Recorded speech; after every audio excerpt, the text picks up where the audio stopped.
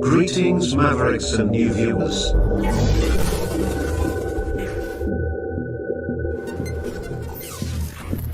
Tonight, direct and live from the Maverick News Network World Studios.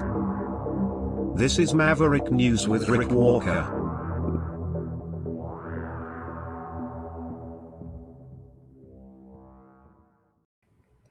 Welcome back, everyone, to the Maverick News Channel. Great to have you here. Hello, Maverick family and new viewers, wherever you may be around the world.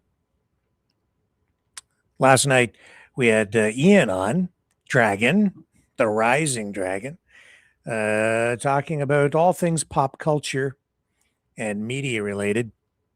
We got into some discussions ranging from Marilyn Manson to Clavicular, one of these new a new generation of live streamers and media personalities, and we're going to expand on that conversation tonight because overnight there were new developments in the Clavicular soap opera online with some young ladies and another very prominent live streamer who shall for the moment remain nameless. This person's identity shall be revealed when we return on the other side of this with other top news stories of the day as well. Stay with us.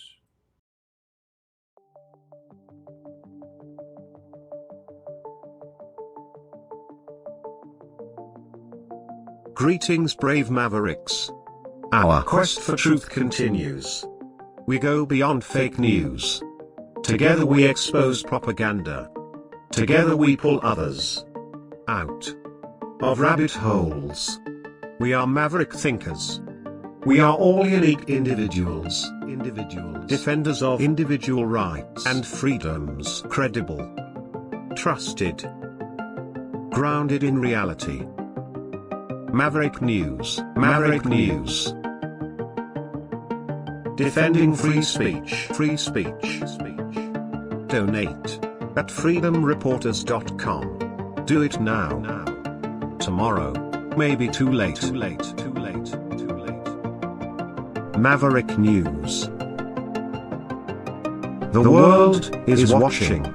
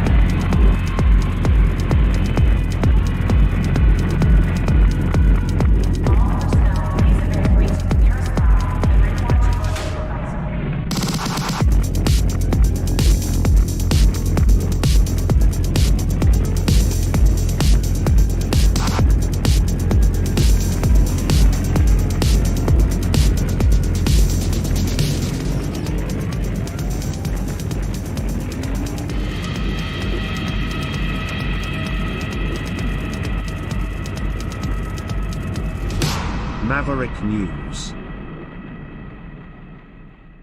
The world is watching.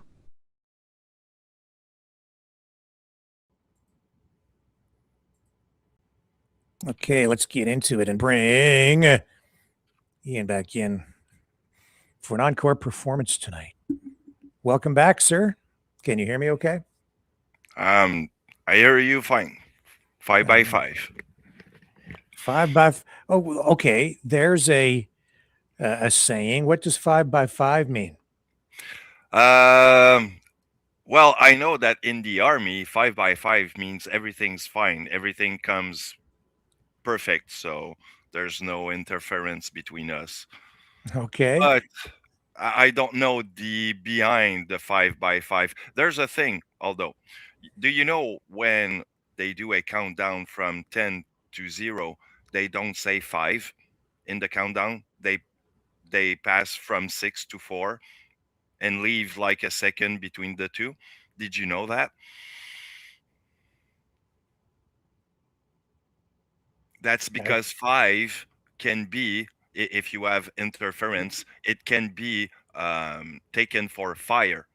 So you could fire before, and Really? it's Is this true. Yeah, true?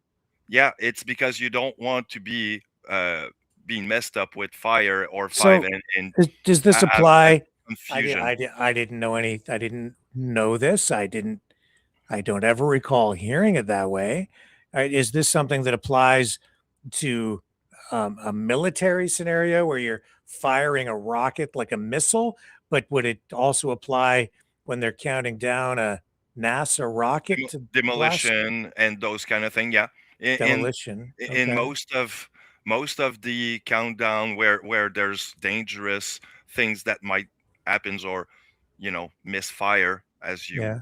as you put, you don't want to pronounce 5 because of that. You don't want to create confusion. So I didn't know that. Are now you you know. sure? Are you 100% sure? I'll ask Gruck to make Okay, sure ask that I'm Grok. not Well, you do mistaken. that. I'm just going to comment on your saying because tonight Hey, we're I going to got a touch on question for you. more of the Nothing current. about what we're about to talk about.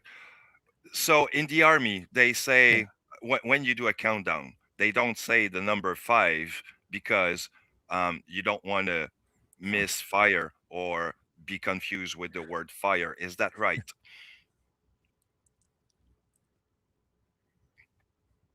It's a real thing. It's a real thing.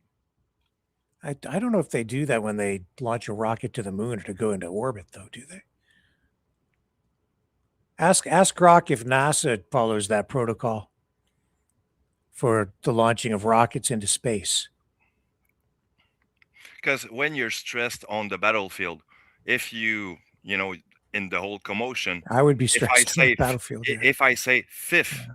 or fifth, the first thing that you think is fire. So you don't pronounce 5 because it's the same two syllable. When you start the word fire or 5, it's the It same, sounds like a the same scenario thing. for a skit on Gilligan's Island, Frank, or something like. It's just which shows my age, which also brings me back to what I was going to just comment on. You used this 5 by 5 phrase, and tonight we're going to touch on some of the newest lingo that is out there, um, circulating online and being used by a whole new generation of young people, a generation of young people talking about my generation. And this generation is pretty messed up, man. That's why tonight's thumbnail. Did you notice what the thumbnail was for tonight? Yeah, I did actually. It was funny. Get Well, it says, "Gag me with a spoon." Did you notice that? yeah. Do you know And why? Do you know why I picked that? well, it sounds like gag me with a spoon makes me Do you probably remember? think of porns or whatever. But No, tell me, no, no, no, no, maybe no. my brain is too Oh, corny because of yesterday. you're straight into the gutter. That's where my rising dragon goes instantly into the porno gutter. No, don't you remember from the 80s some of those old cliched phrases? There was gag me with a spoon, which was like, oh, that's just so gross and awful. Right? Gag me with, Oh, okay. That's where that came from. And then there was another one. Um, uh, yeah, I'm getting a message here. 5 by 5 is a radio communications term, meaning a signal that has excellent strength and perfect clarity. Loud and clear. Yeah, so there you go. There was also, though, in the 80s, Grody to the max. Do you remember that? I heard that. Grody, Grody to the max, Meaning it's too cool. meaning it's like just disgusting. It's like Uh, maximum grossness. It's like grody to the max. You find a pizza that you've left in the refrigerator for 3 months, and it has strange things growing on it, and you'd pull that, you go, that's grody to the max, man. You could apply it to a lot of things. So these phrases came to mind tonight, especially grody to the max, because of clavicular. Ooh. And all of the lingo that's being used online by young people today, strange phrases that I'd never heard of. For instance, looks maxing. See, that's what made me think of grody to the max. Looks maxing. Have you ever heard of that? Now I know what it is because I made my research, and basically it's maximizing your look, making sure that you look Yeah. you look Yes. prep. Yeah, kind of. And we're going to touch on that. And I'll tell you why, and I'll explain why this actually has been something that has become something of concern for me over the past 48 hours. So there's looks maxing, there's mogging, there's what do they call them? Foids. That's a way to refer to women. Oh, that's a foid, I guess, is a new term. Okay. Foid. Have you ever heard of that before? No. I'd never heard of it until just yesterday or the day before. I'm like, foid, what are they talking about? Do you know what it stands for? Female humanoid. It's supposed to be a pejorative or a negative way to describe a woman, to make her less than human, to describe her as a female humanoid, but she's not really a person. Now it's a way of objectifying a woman through language. Isn't that interesting? So interesting, and I mean disgusting at the same time.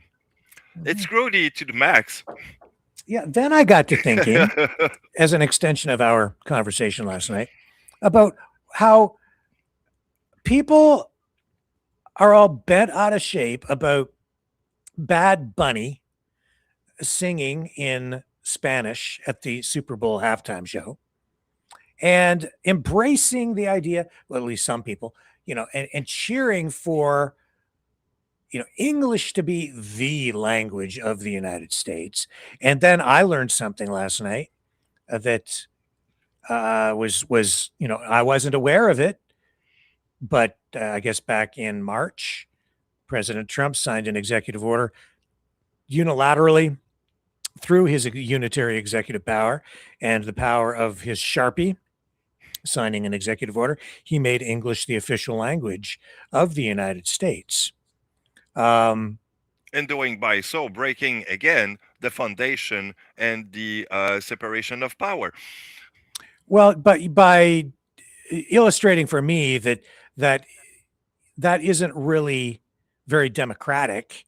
People did vote for Trump, but now through a single signature on an issue that I don't think he ever actually campaigned on or told people that he would do this if elected, he's just come in and has made this decision, which is very pleasing to some, and I think to others, maybe not very,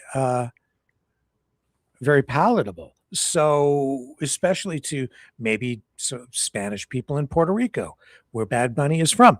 But more than that, I thought, isn't it strange how in America, this is the irony in it all through time, and maybe this is true in other languages as well, the language keeps changing anyway. Especially English, and especially in the United States, through pop culture. We get all these weird phrases, sayings, words change, meanings of words change, political discourse shapes the narrative on this stuff and the words themselves. So that when I was, you go back to the 70s, what would be keep on trucking, right? Which carries different meanings. And at times you would get entirely new words created. What would be examples? Well, Um, cool, for example, cool was just a simple word to say that mhm, it's cold around kind of thing, right?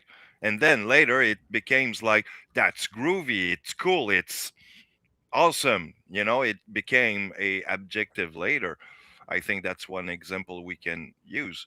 I mean, vocabulary has extended to a certain point where, look, even in French, um, there's certain word where, for example, écœurant, which means basically disgusting long time ago, and that's weird. Now, if I say, "Oh, that's freaking amazing," I could say like écœurant in a you know way with my expression that says mhm. it's awesome. It's like the contrary of what it's supposed to mean, since I mean, since it was uh, done. So I mean, the word has double meaning nowadays in every sense of the words Yeah. and culture as generation passes. Yeah. So, I mean, it shows that as much as people seem to be all hung up on language or the idea of language, especially English right now, um, they're not very protective of it. They all kinds of like new words created through time. I think meme is a word that has been created. There's bling to describe, flashy things, jewelry, other words repurposed and given um, larger meanings, right? Oh, and then there's the classic one from the 1960s, supercalifragilisticexpialidocious. I don't, is I'm that not an, is gonna that try. not an assault on the English language? Uh, I don't know. Yeah. I mean, I know that So anticonstitutionally is like the longest word in French. what? Anticonstitutionally. Anti-constitutionally. What is that? That's the longest word in French. Anticonstitutionnellement is pronounced in French, and it's the longest word. It has 26 word Is letter. this is that a word that gets my mouth washed out with soap if I say it in English? It's politics. It just means that it's a decision that is against the Mhm. Constitution. Oh, okay. Unconstitutional. That's it. But for us, it's 26 letter to For you, pronounce. it's unconstitutional, but for you, it's anti-constitutionality or something. I don't know, man. It's like a different word. You're the one making it. It's all you people in Quebec who are destroying the English language. But it's okay. I forgive you. I'm Yeah, just a I'm just a simple French guy from Quebec. that's why I asked you to come back tonight because um, I need your help as we destroy our culture. Or help the US to we do so. See, we all sit around and complain about our culture being destroyed while we just annihilated ourselves with our own bad cultural behavior through pop culture and shows like remember remember the the uh the Welcome Back Cotter TV show. Do you remember that show? Did you watch that one? Rings a bell. They had this the kids of the show were called the Sweat Hogs. The Sweat Hogs. Oh my God. It's like, I think back, I didn't realize how funny that was until just now. Well, who are you guys? We're the Sweat Hogs. What okay, that's funny. And then there was the phrase that came out of that show, up your nose with a rubber hose. Do you remember that? No, that one No? is out of my culture. The Sweat Hogs. The Oh sweat. jeez. Oh, that is funny. It's like, oh, this is another thing from like the 70s when I was a kid. No one would know this unless you lived in my neighborhood, but there was a place in the mall in London, Ontario, it was a hair boutique, right? You could go there from a unisex hair boutique, and do you know what they call the name of the place was? And they had radio commercials and everything. It's the Headhunters. Oh, It was that's it was true story, and yes, it's true. And now today, if you did that today, you'd probably be arrested for being a racist. And they had, when you went in there, all the decorations. It was like a jungle, and they had jungle plants, and they called the place Headhunters. And I thought, this is the most dangerous place ever to have your hair cut. You'd walk in there, you might lose your head. If you might come out headless. It's like, oh my God. maybe boiled in a pot of water or eaten by the cannibals. I don't know what, what I Now I'm just getting thought of this that. I vibe. just remembered that. Oh, and they had radio commercials on AM radio, the top 40, the hits radio station on London. If I think it was a CJBK radio at the time, and you could go to the mall and get these.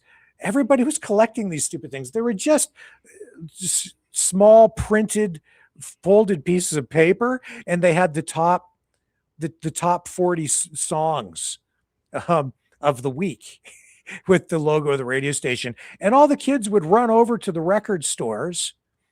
There were two record stores in the mall, and they both had them, but you could get them for free with the list of all the top hit songs, and they're not worth anything. But it's strange the things that people collect. We would collect these stupid things. I didn't really collect them, but some of my friends had stacks of these things. They'd get a new one every week, and they'd go over to into the shopping mall just to get these free song lists of what the top songs of the week were. And if I remember right, the top 10 were listed on the front, and you'd open them up and it'd have the other top 40 songs inside or whatever. I think they put an ad for a local business in there. Probably Headhunters had a few in there too. And the radio spots, they had they had jungle music and everything in them. It was just such a cliche. But they were successful for a while. But I thought, I'm never getting my hair cut at Headhunters. It sounds way too dangerous. It sounds lethal to me. What do they use? Like giant machetes or something to cut your hair? Well, look, some people now use flamethrowers. Hmm. It's true. I've seen that online where they burn the hair. Like, I'm not doing that. What happens if the hair catches on fire? You could kill somebody. Yep. Doesn't that seem dangerous to you? That seems really, Uh, really dumb. I and can't. I mean, you got some oil, like I mean, there's natural oil on your hair that actually, when that burns, it goes woof. So Okay, I mean, you don't want that to happen. no, you don't. And if it was back in the 50s, or maybe even if you're an old dude like me, and maybe I don't really use it much these days, but if you put some Brill cream or some of that Score hair gel in your head, I'm pretty sure they just made that stuff out of motor oil anyway. You'd probably have a smoking scalp by the time you walked out. Oh my God. Yeah, you were not the kind of guy who wear your hair to the middle of your back and having that kind of thing Well, without going on flame. well, back then, everybody had longer hair. I certainly had, what do they call it, a mullet or whatever, with like, and the feathered hair at the front, like John Travolta. Actually, if I do remember well, mullet actually is long hair on top, and Yeah, just beneath the ears, it's basically shaved. that's a mohawk, isn't it? No, no, the mohawk is just one little thread here. I If you don't go know. for the mullet, basically it's just the line here. On top of this line, you keep your Oh, hair yeah. long. So basically, you can have like a top, a ponytail at the back, but on on bottom of that, it's all shave around the ears Okay. to the back of the head. Oh So man. Oh well, we're talking about all of this because of this. Really, it's about this clavicular kid. I call him a kid. I guess he's sort of an adult. he's 20, so I mean, he's Is still a he? kid. Look him up on online there, Ian, and get some background on this guy because I know some information on him, but not everything. I know, for instance, that this guy is engaged in some pretty weird stuff. Originally, he had like I think bad acne to the point where his whole face was all like bleeding and shit. I'm sorry, excuse my language. Um, anyway, and then he got into this looks maxing thing to make himself look like Adonis or whatever, and he's been involved in some pretty nasty stuff. I guess he ran somebody over with a cyber truck. He he as part of his looks maxing, which is a new thing that I wasn't aware of until 48 hours ago. Hmm. He uses crystal meth to keep his body fat count down below like 7 or 8%, 6%. So he's always cut and Uh-huh. looks like he's muscular, but I'm certain that can't be healthy. So just see what you can find there on Wikipedia and help us out. Actually, Grok already had me cover on this one. Clavicular, real name Braden Peter, born Uh-huh. on December 17, 2005, 20 right now. And basically, what he is a wild Gen Z streamer, and he's all about look maxing. And that's the obsession of the time right now because he thinks that um, steroids and just surgery like bone smashing is good for you and stuff like that if you want to be, the nice guy and have a lot of ladies around. Yeah. So Yeah. basically promoting the mental condition of a higher standard of being for a society, which Here, I'll is show you. completely Yeah. stupid. It is. This is going to tie into some other stuff we're going to talk about tonight. Um, here are some before and after pictures that I guess he recently released of himself. So look, you look there. See, this is this young guy. There's his face. What is that? I guess that's what acne or something, like Um, scars and it, scabs all it over his could face. be, Or is that but from him doing bone smashing? probably. Actually, I would say that I'm not saying that that's what he did because I don't know. I don't have any facts, but I know people also back in the days that were using certain drugs that had face with acne that looks like that because of how much your um, body react to the drug. So, is that a drug issue or is that an natural acne issue? I don't know, but Well, eh, I find this stuff honestly disturbing on many levels.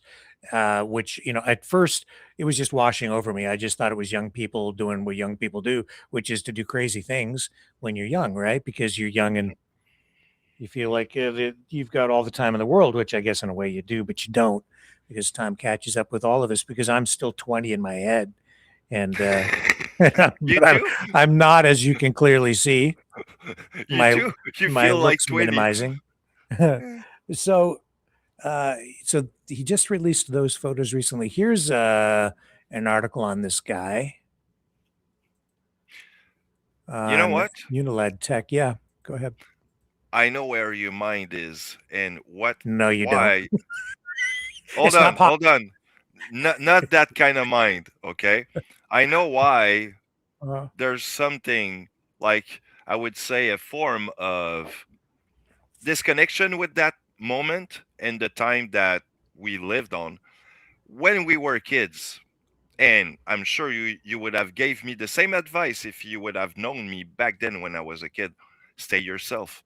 Don't become something else for somebody else. Stay on your course, kind of thing. Always stay yourself. That was one of the advice everybody Mm, gave you. And what yes, is yes. the advice that people give you today? You can be anything you want. You can be a cat, Rick, if you want to. So, what's the difference between the two? We're going to get into that because you know who the secret celebrity is that met with Clavicular? I think overnight, actually, that I kept as a secret, which people may know already because it's been going viral online. It's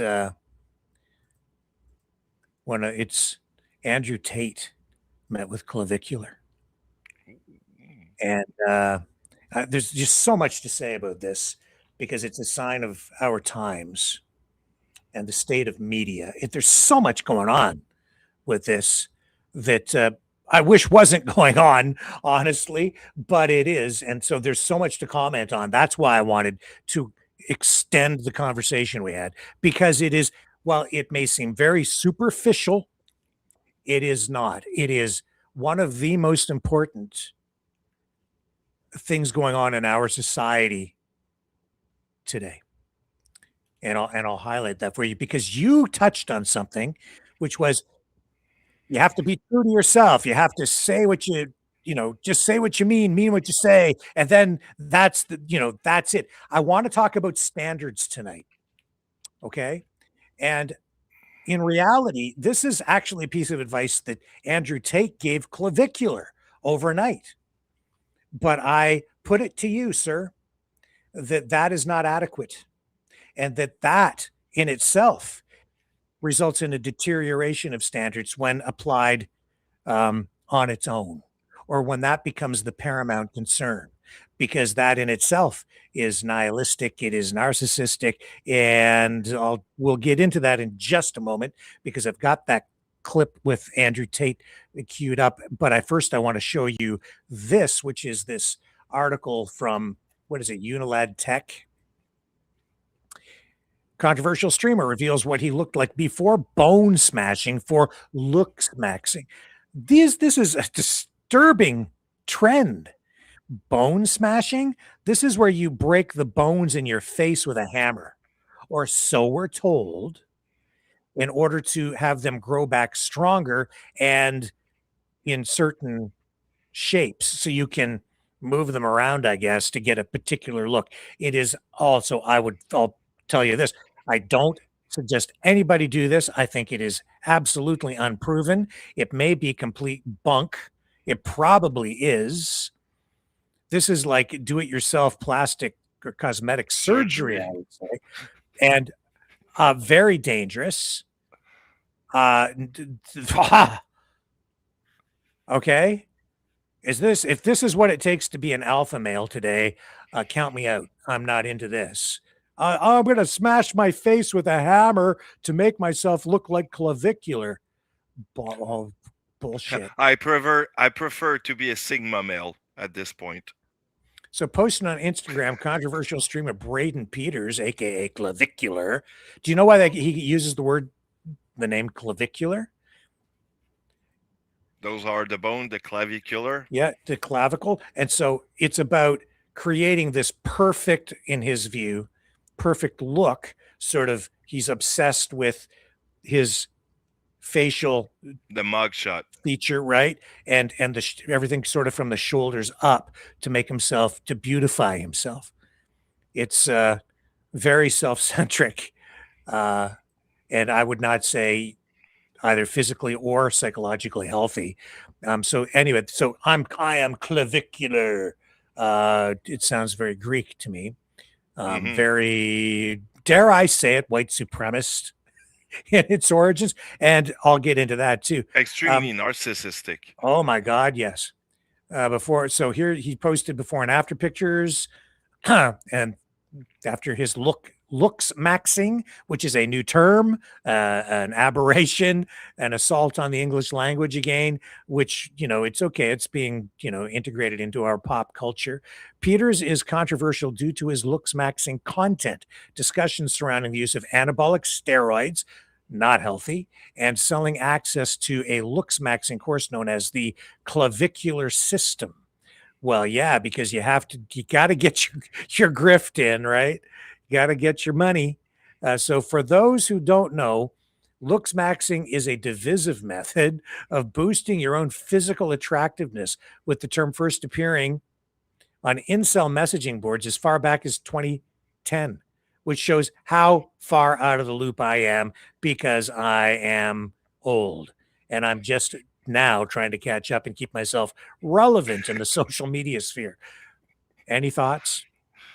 I feel the same. I'm not as old as you, but I think there's a generational gap between me and this guy for sure. It's made a resurgence more recently on platforms like TikTok, with the simple method of soft maxing using common body care routines, evolving into more severe hard maxing methods like getting implants, lengthening surgeries, and edging to theoretically increase testosterone. What does edging? What is edging? I don't know what that means. I'll ask Brock. There are more terms appearing by the day, with starve maxing, roid maxing, and bone smashing being some of the most controversial. Over on social media, Clavicular claimed to have taken a hammer to his own face to get an enhanced jawline through bone smashing. Yeah, okay. All right, dude. I want to see you doing that. I don't want to hear you saying you did it. I want the video showing you smashing your face with a hammer on your own with no anesthetic. Although there are fears that easily influenced viewers will undertake bone smashing, it's largely being debunked as misinformation. I would say so. This makes a post like Clavicular's more concerning, especially if someone thinks using a hammer on themselves can achieve the same look. Yeah, no kidding. And then they've got a quote here from a dermatologist expressing concerns about it. I'm concerned about it. I don't want young people smashing themselves in the face with a hammer. Oh my God. Suarez, being the doctor, I think, here, saying that is simply not going to build up stronger bones. Furthermore, this can leave you disfigured, potentially requiring surgeries that cause scarring. Yes. And she says that while she's not necessarily anti-looks maxing, she's not sure when Clavicular's bone smashing took place. Probably never. It's probably all BS to generate clicks, while others in his comments maintain that his face is the result of different surgeries. Man. And this is generating a storm of virality online, as this just it's been taking over the internet, especially for particular demographics, younger viewers, younger consumers of social media over the past weekend. That's why we need to be very careful about this stuff. You want to know what edging is? Maybe. I'm not sure. Is it I X-rated or what is it? kind of. You know what? I would suggest you to go look into Grok, make a research on it, ask what is edging into the look maxing context, and about this guy Clavicular, and it will tell you something about. You'll figure out, and you'll be the better judge to tell people what it is. Does it have something to do with cosmetic enhancement? No, Or it's more about sexuality kind of thing. I don't know if you're getting the right response from Grok, because I know what the term in a sexual realm means. I know what it means sexually, but I don't think that's what they're referring to in this case. So it's same word, different meaning, new meaning in maybe when applied here. Anyway, we'll leave that one alone. For now, I don't want to get into any of that. So I'm taking that in the garbage. Wow. Yeah. Yeah. Uncharted territory. Oh my. Okay, so yeah, let me see if I can. So here's Clavicular. He got now. I don't know exactly what was going on here. I'm gonna put it. I'm gonna put it to you that Clavicular kind of got upstaged, or I think the correct phrase by today's standards would be mogged by Andrew Tate, which is to say embarrassed, and was too stupid to realize that he got embarrassed with these live streams that he was involved with Andrew Tate overnight. Mm-hmm. And I'll get into this, okay? Let me see. But first, I want to see if I can find you this clip where Clavicular, allegedly in this video, steals some guy's girlfriend on Valentine's. Because I just, what is going on with these young people today? What's that phrase from It's a Wonderful Life? Love is wasted on the youth, which I don't think was directly from the movie. It's a phrase that's been around for a long time. Let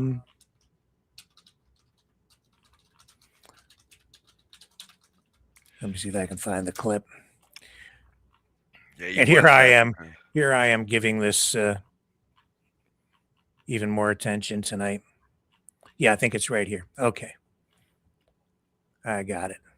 So here's this young lady out on the town, Valentine's, with her main squeeze. Here's Clavicular, the bone smasher. And he steals this girl from her boyfriend, I guess. And the guy and the boyfriend was begging him, please don't do this to me. It's Valentine's. Is retarded, you know that, right? Come away with me while I get a I want you guys to guess how far away the cup is from the girl. So yeah, to be honest with you.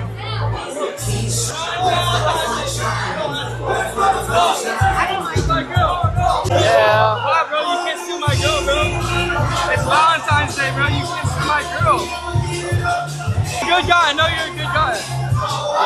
Past Valentine's Day was no, yesterday. But like the kindness of your heart, bro. Come on. You're a good guy. I know you're a good guy. Brother, 18 minutes ago, Valentine's Day ended, so you're gonna have to buck up. I'm good. Bro, come on, dude. 1 year, bro. Why is this guy begging me? Come on, man. That's literally the lamest shit ever. Is retarded, you know. So, what a beautiful guy. Yeah. So here's the deal. Okay. Here's the deal. This is from a nice guy, coming from a nice guy. First of all, she ain't worth it. Okay. So leave her at the curb. That's my advice to the young man who lost the girl to Clavicular. And secondly, my advice to Clavicular is you should watch your step there, young man, because somebody's going to come along and smash your fucking bones in your fucking face. Okay. Because you're going to meet your match. You're a little too overconfident, and I probably wouldn't be the one to do it, because if any woman is out with me and does that, then I instantly just don't give a damn. Okay. Because she just isn't worth it. In which case, I'll be honest. Adios, lady. Like, you deserve each other at that point. So, but you're going to get, that guy's going to get his face caved in. I predict really, really bad things for Mr. Clavicular in the future. Oh, me too. And I'll be honest with you, as a nice guy myself, and I'll be crude. A piece of like him should not even exist, because he's a piece of plain and simple. I'll leave it just like that. And yet, you know, as much as we're sitting here criticizing Clavicular, here's the thing. I I have to say, I think that these young women bear a lot of responsibility here and are embarrassing themselves. Hmm. Yeah, on social media in front of millions of people when they engage in this really bad behavior. I This guy, it's just a show. He's not what you think he is. He's not nearly as cool. Or there's an old word, right? Does that even apply? Right? He probably never smashed himself in the face with a hammer, and he's probably a dork at the end of the day. He's nothing. And he's just all these women are swooning over him because they just I don't know what it is with people. It's just human nature. He's But these probably not as nerd as us. he's he's a dick. I you know what else I see in this guy? I see pain. Honestly, in a way, I feel sorry for him. Well, it's at the same time I feel disgust, which is why like gag me with a spoon. This is gross what we are Totally. witnessing here, and it is a sign of the times. It is a reflection of the current state of society. It's about body adornment. It is about plastic surgery. It's about drug abuse. It's about using meth to Transhumanism. um in a roundabout way, yes, but more than that, if you dig into this, as I have just a little bit since last night, it's eugenics. Hmm, This it is. is because what he is doing is he is trying to create a cliche of himself in the image of what our society has come to believe would be like the ideal image of an alpha male, both physically and in action through this person's actions. So he's obsessed with how he looks from the neck up, the clavicles up, right, for the perfect portrait. And he's and his body as well. He is out there using says he uses crystal meth, which would be to suppress appetite, to lose weight, to lose body fat, but not in a healthy way. So he ends up really cut. And see, when you lose weight, your muscles begin to kind of pop out, right? That's what bodybuilders do before competitions, is Hmm. they starve themselves right before a competition where they go to show, because then their bodies begin to eat up calories and they lose body fat and it's just muscle sort of left, and then you get all the definition around all of the muscles. Yep. That's what he's doing by abusing drugs, and he's using steroids, anabolic steroids, to build muscle, which in the end is going to leave him with medical problems much earlier than he probably realizes, heart problems potentially. Like, this is not healthy behavior. One of the problem by steroids is that you get impotent. By the way, it's one of the thing. So all those ladies gonna have a little wimpy. Sorry, I'll say it A this little way. wimpy, a little bit wimpy, eh? Yeah. So yeah, let's put it this way. Poor guy. Here's another clip of this same girl with this guy. Uh, I just I am disappointed in humans. Oh, me too. I've been disappointed for a long time about human, and mostly about human Yeah. nature. Yeah. What, bro? You can't steal my girl, bro. It's the same clip. It's an extended clip, but it doesn't matter. We've already seen this one. I don't need to put you through it again. Let's see Yeah, what it's else we have painful to before we get to see. the Andrew Tate clip. You know what is painful from that clip Uh-huh. for me? It's the how much people have that attitude of I don't give a damn about whatever. I'm gonna say something. It's gonna hurt you, Rick. I don't give a damn. I'm just gonna say it. It's that attitude that is it's destructible for not only relationship but for your own sake. I mean, if I don't give a damn about anything, what tells you that I give a damn about um, one life? Does it give me um, the right on somebody's life? It can go to that extent. That's how I see it, and that's unhealthy. Well, look, I mean, just what this is a reality show, Hmm. right? On social media. I remember, what was the movie that came out where, boy, this is probably back in the 90s, where it was about someone whose life was being shown probably at the time on television. Look, I'm gonna Uh, look it up. that It that's was, that's Jim Carrey, if I'm not yes, mistaken. yeah, Truman Show. The Truman Show. Yes. And so that was sort of a piece of predictive programming, maybe, but not hard to predict that this was coming. I guess if we knew that the internet was just around the corner. Uh, but that was a look ahead to the way things might be, where everyone was going to be famous for 10 minutes. But in this case, Clavicular is enjoying a ride to the top of social media stardom in an extended way, and certainly over this weekend, where everything he is doing is being amplified online. And just do a Twitter scroll and look at what's going on here. Like, basically what this is he is being followed around with a camera.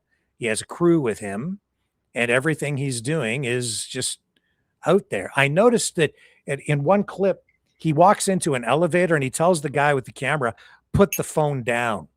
And so he points the phone down because whatever he was doing, he wanted a moment of semi-privacy.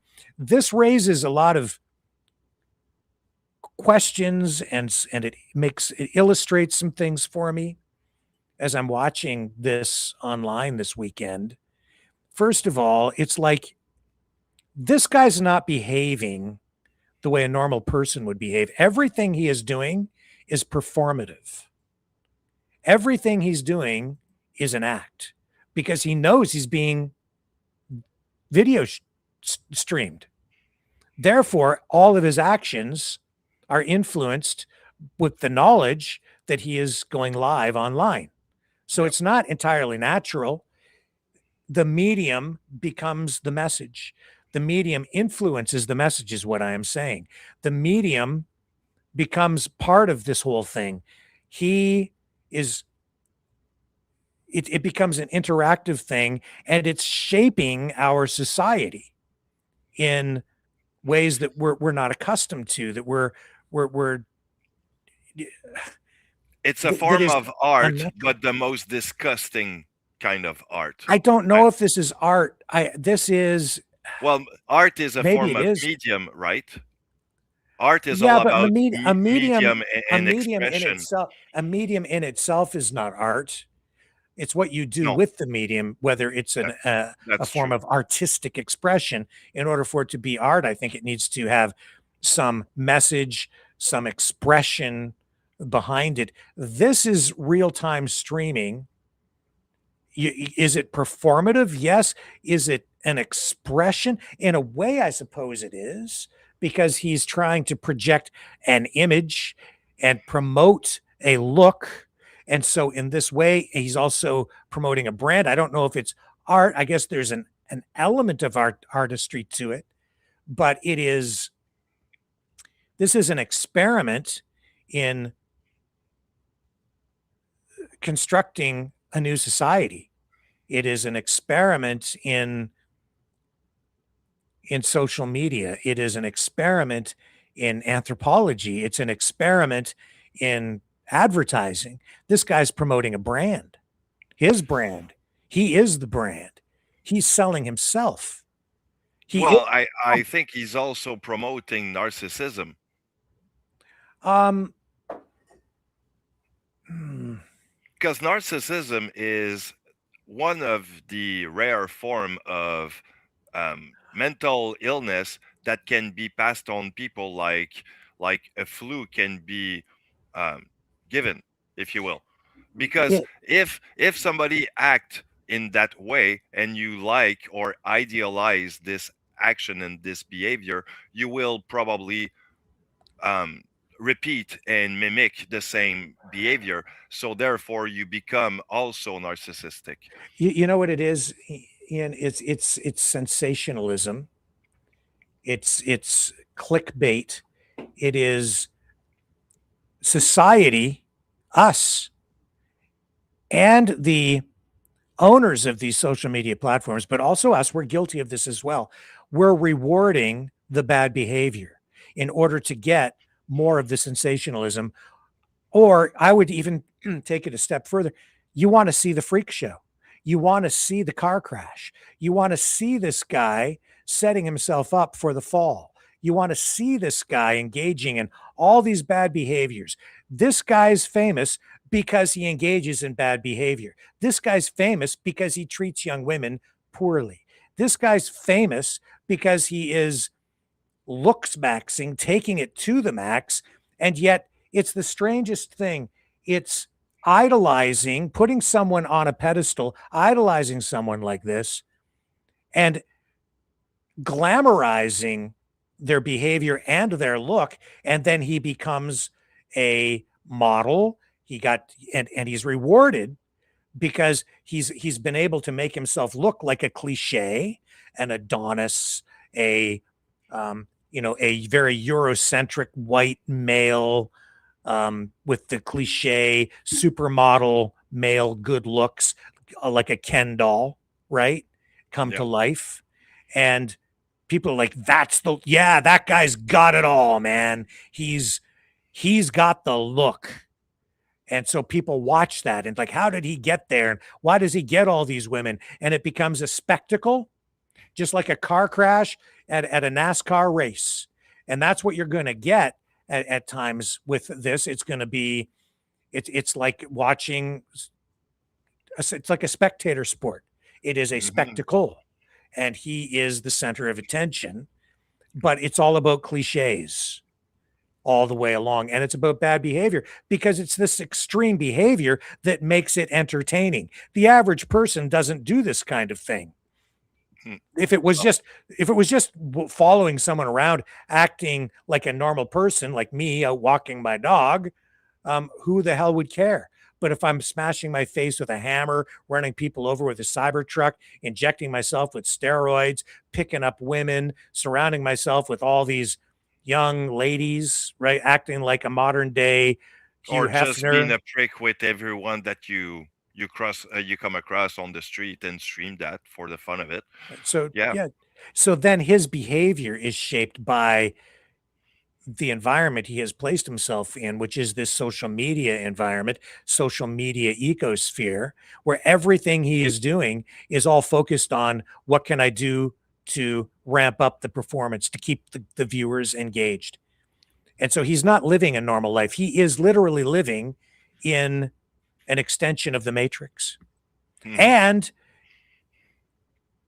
Andrew Tate talks about that because Andrew Tate has been living that kind of existence as being one of the first pioneers of social media, blogging, live streaming, becoming a social media personality.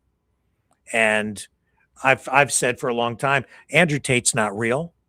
It's a character. So is Clavicular. That's his name. That's his stage name, his social media name. He's not, what's his name? Braden Peters was his name? Yeah. He's Braden not that. Peter. Yeah, there's two people here. You see, you've got Braden Peters, the real person, and you've got Clavicular, the character that he's playing in social media. But the social media, the reality show, has become his reality. And so he's leaving his real identity back there somewhere. It's tucked away and it's still over there, but he's not living that reality. His truthful existence, his truth, his freedom is actually over there. While he's chasing freedom through social media, he's never going to achieve it because everything he's doing is fake. Do you get it? Yep. Every single action he takes in his life right now is about a performance. It's not about being a real person, being truthful to yourself. It's all for the audience. And I don't think gets very much, if any, time for himself, because everything, every aspect of his life is now streamed. He's trapped in a matrix. Mm-hmm. You know, it reminds me when I started to do the pro-Palestinian protests. You asked me a question at some point, and as an advice, you told me something along the way of careful how you present yourself in the camera, because this is what is going to make me, if you will, as a journalist, or am I going to go in the right direction or not? Right? I mean, it's all about also accuracy and all that. So it's it's all about image, right? It's all a question about image, and that's the image that I need to bring around. So as you ask me, my name as Rising Dragon was sort of a um, stage name, and I said actually it's because I want to keep a form of anonymous, because I don't want the government to be too much on my case, kind of thing, or other people's. So basically it was a form of, I would say, paranoia that is sort of giving me that idea to keep that name. But at the same time, I'm like, you're right, I should not use a stage name, kind of thing, because what I'm doing is not wrong and there's nothing bad about it. It's just the way I present things, and giving Right. me a false name like this guy, basically it's creating a character. Because here, what I'm trying to do in order Hmm. to raise the standard or keep the standard, maybe, is to engage in some form of real journalism, which is why I use my real name. It's not a stage name. It's not a character. I'm not, I see all these other streamers out there who are portraying themselves as, or presenting themselves as, journalists or credible sources of information on political. Sunshine Baby, for Right. example, or These are made up names. hmm I've never, as a journalist, did I ever, come out with like some fake name that I used. I know that some women have, because they're afraid of being stalked by weird people. But real journalists, I think, use real names because we're trying to present reality and get people as close to the truth as we can. What's going on here is a show, and there's a yeah. big difference. And that's, I think, honestly, too, this is why a lot of these streamers with these fake stage names, yeah, it's become very clear to me that they're not about truth. They're about spreading a narrative. They're engaged in political marketing. But back to this, where again, Clavicular is talking to some DJ rapper guy who has just lost his girlfriend to the white Adonis. I know, but what are you saying to me? If you know that's my girl and you go talk to her. No, I'm not talking to her. I'm just moving the chair. No. What's up? I'm not gonna make it a big thing, but you know what you did. I'm not questioning. I already know. Alright, but I just gotta say, but let's not worry about it. Can we connect on Instagram really quick so my managers can be happy about it? She can make more money and trust me. The more time Your Instagram? Just add me back really quick. It's not gonna leave. Alright, DM me, but It's not gonna. I know. So this guy is upset because he lost his girl, and now he's like, "Oh no, that's my girl," and you said whatever. And then the guy bends the knee and says, "Well, yeah, but like, so could we do a collab and then you could do a thing on my Instagram to help boost my numbers?" So he is he is a beta. I guess I would be like, "Hey, Clav, go F yourself." But that's me. That's me.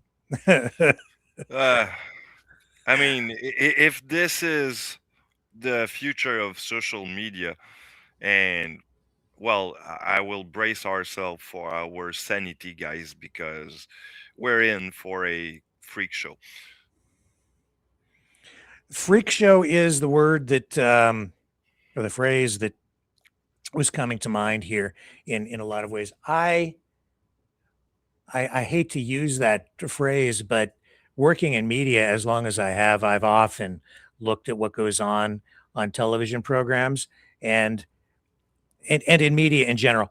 You go back through time, look at movies, television shows, and there was a time when it would just be like a freak show. You look at Ripley's Believe It or Not, in many respects, what they or the Guinness Book of World Records. A lot of that is like freak show kind of stuff, right? Because it's like these are amazing, extreme feats or strange stories involving humans, freaky things, right?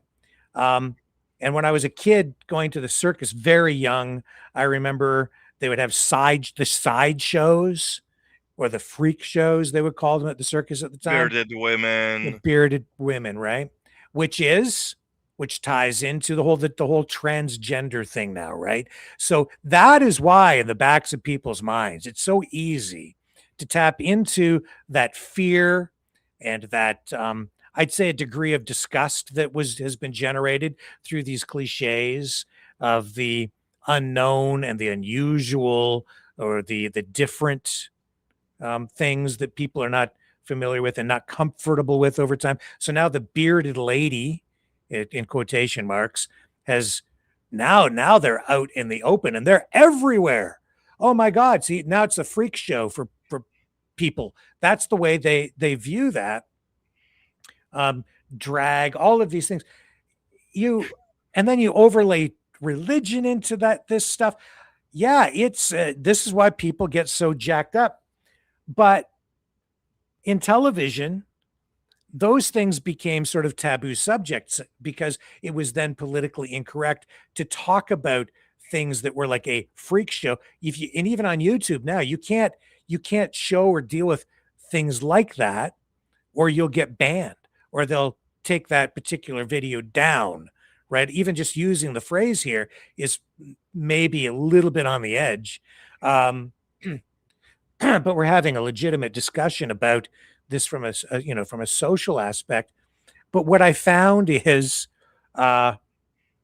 mainstream media found ways to work around that over time, because what they would do is they would, instead of presenting them as as a freak show, they would normalize the behavior or normalize what was previously viewed as like weird. Like they'd always have like the fat lady at the sideshow at the circus, but now you have whole TV shows about, well, what, I don't know what the titles are, but there are shows where they show really obese people and they're like sort of reality shows, right?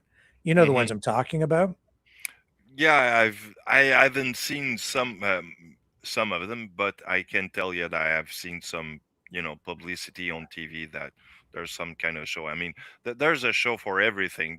The guy who walks the dogs or that trains the dog, to the fat lady and obese people that just share their life kind of thing. But they also share their problems surrounding the thing. So, or Yeah. like those show with how you call that, people that has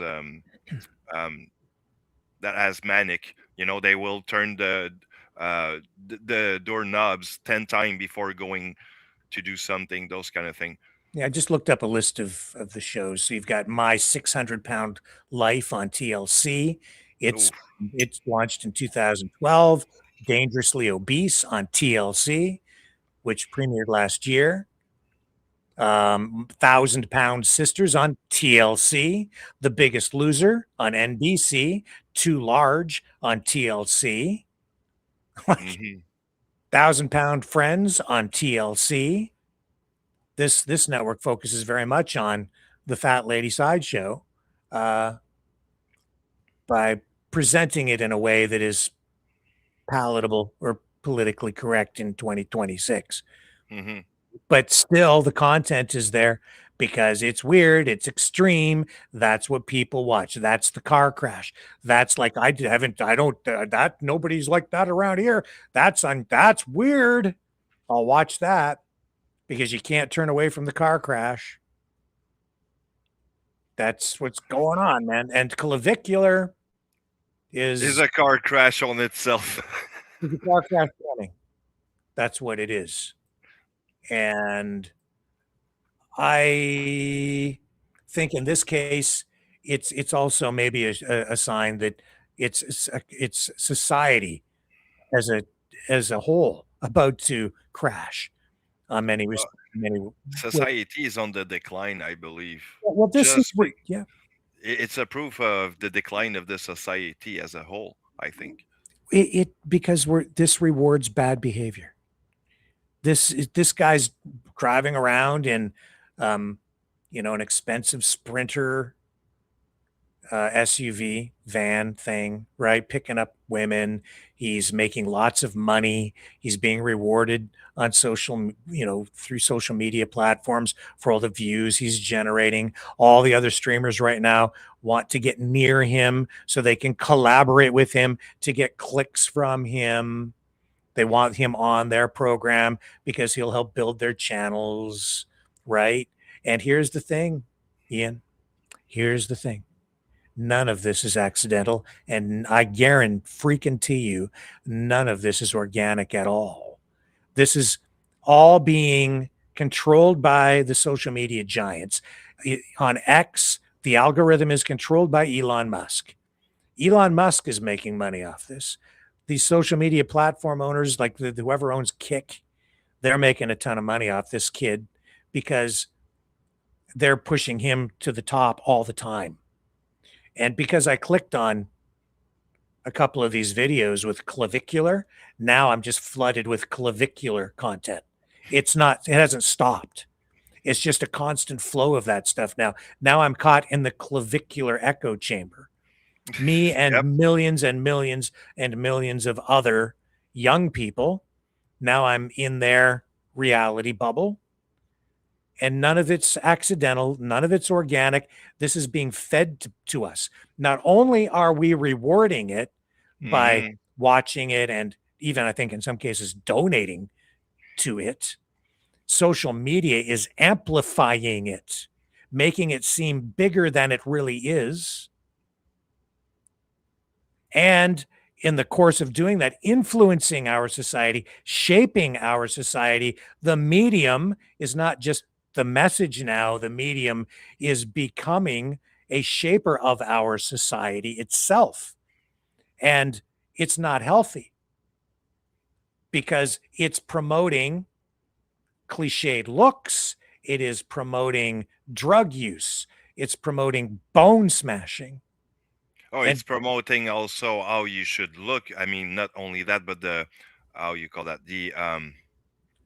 how you being pursued by people. You want to be on your best and all that, and you want to, like, remember when we were kid, okay? Mm-hmm. Women, and probably back in the days, ladies were probably been told, a good husband would have a good job about that, that amount of earning with the 3 credit card all maxed up kind of thing, right? Yeah. And by standard today, this is not a standard anymore. That standard is overrated. Now the standard is over that. So the social standard has completely changed, and that's also the problem. Yes. And so this young lady, Brett Cooper, married, influencer, right? Went to New York Fashion Week. She'd been online critical of Clavicular, but then went backstage to meet Clavicular after his New York Fashion Week walk, where he was rewarded again with an opportunity to appear as a model during New York Fashion Week. And she was appeared to be somewhat starstruck, frankly. Here's an X feed, and they're making a big deal out of her look and smiling at this guy, Brett Cooper.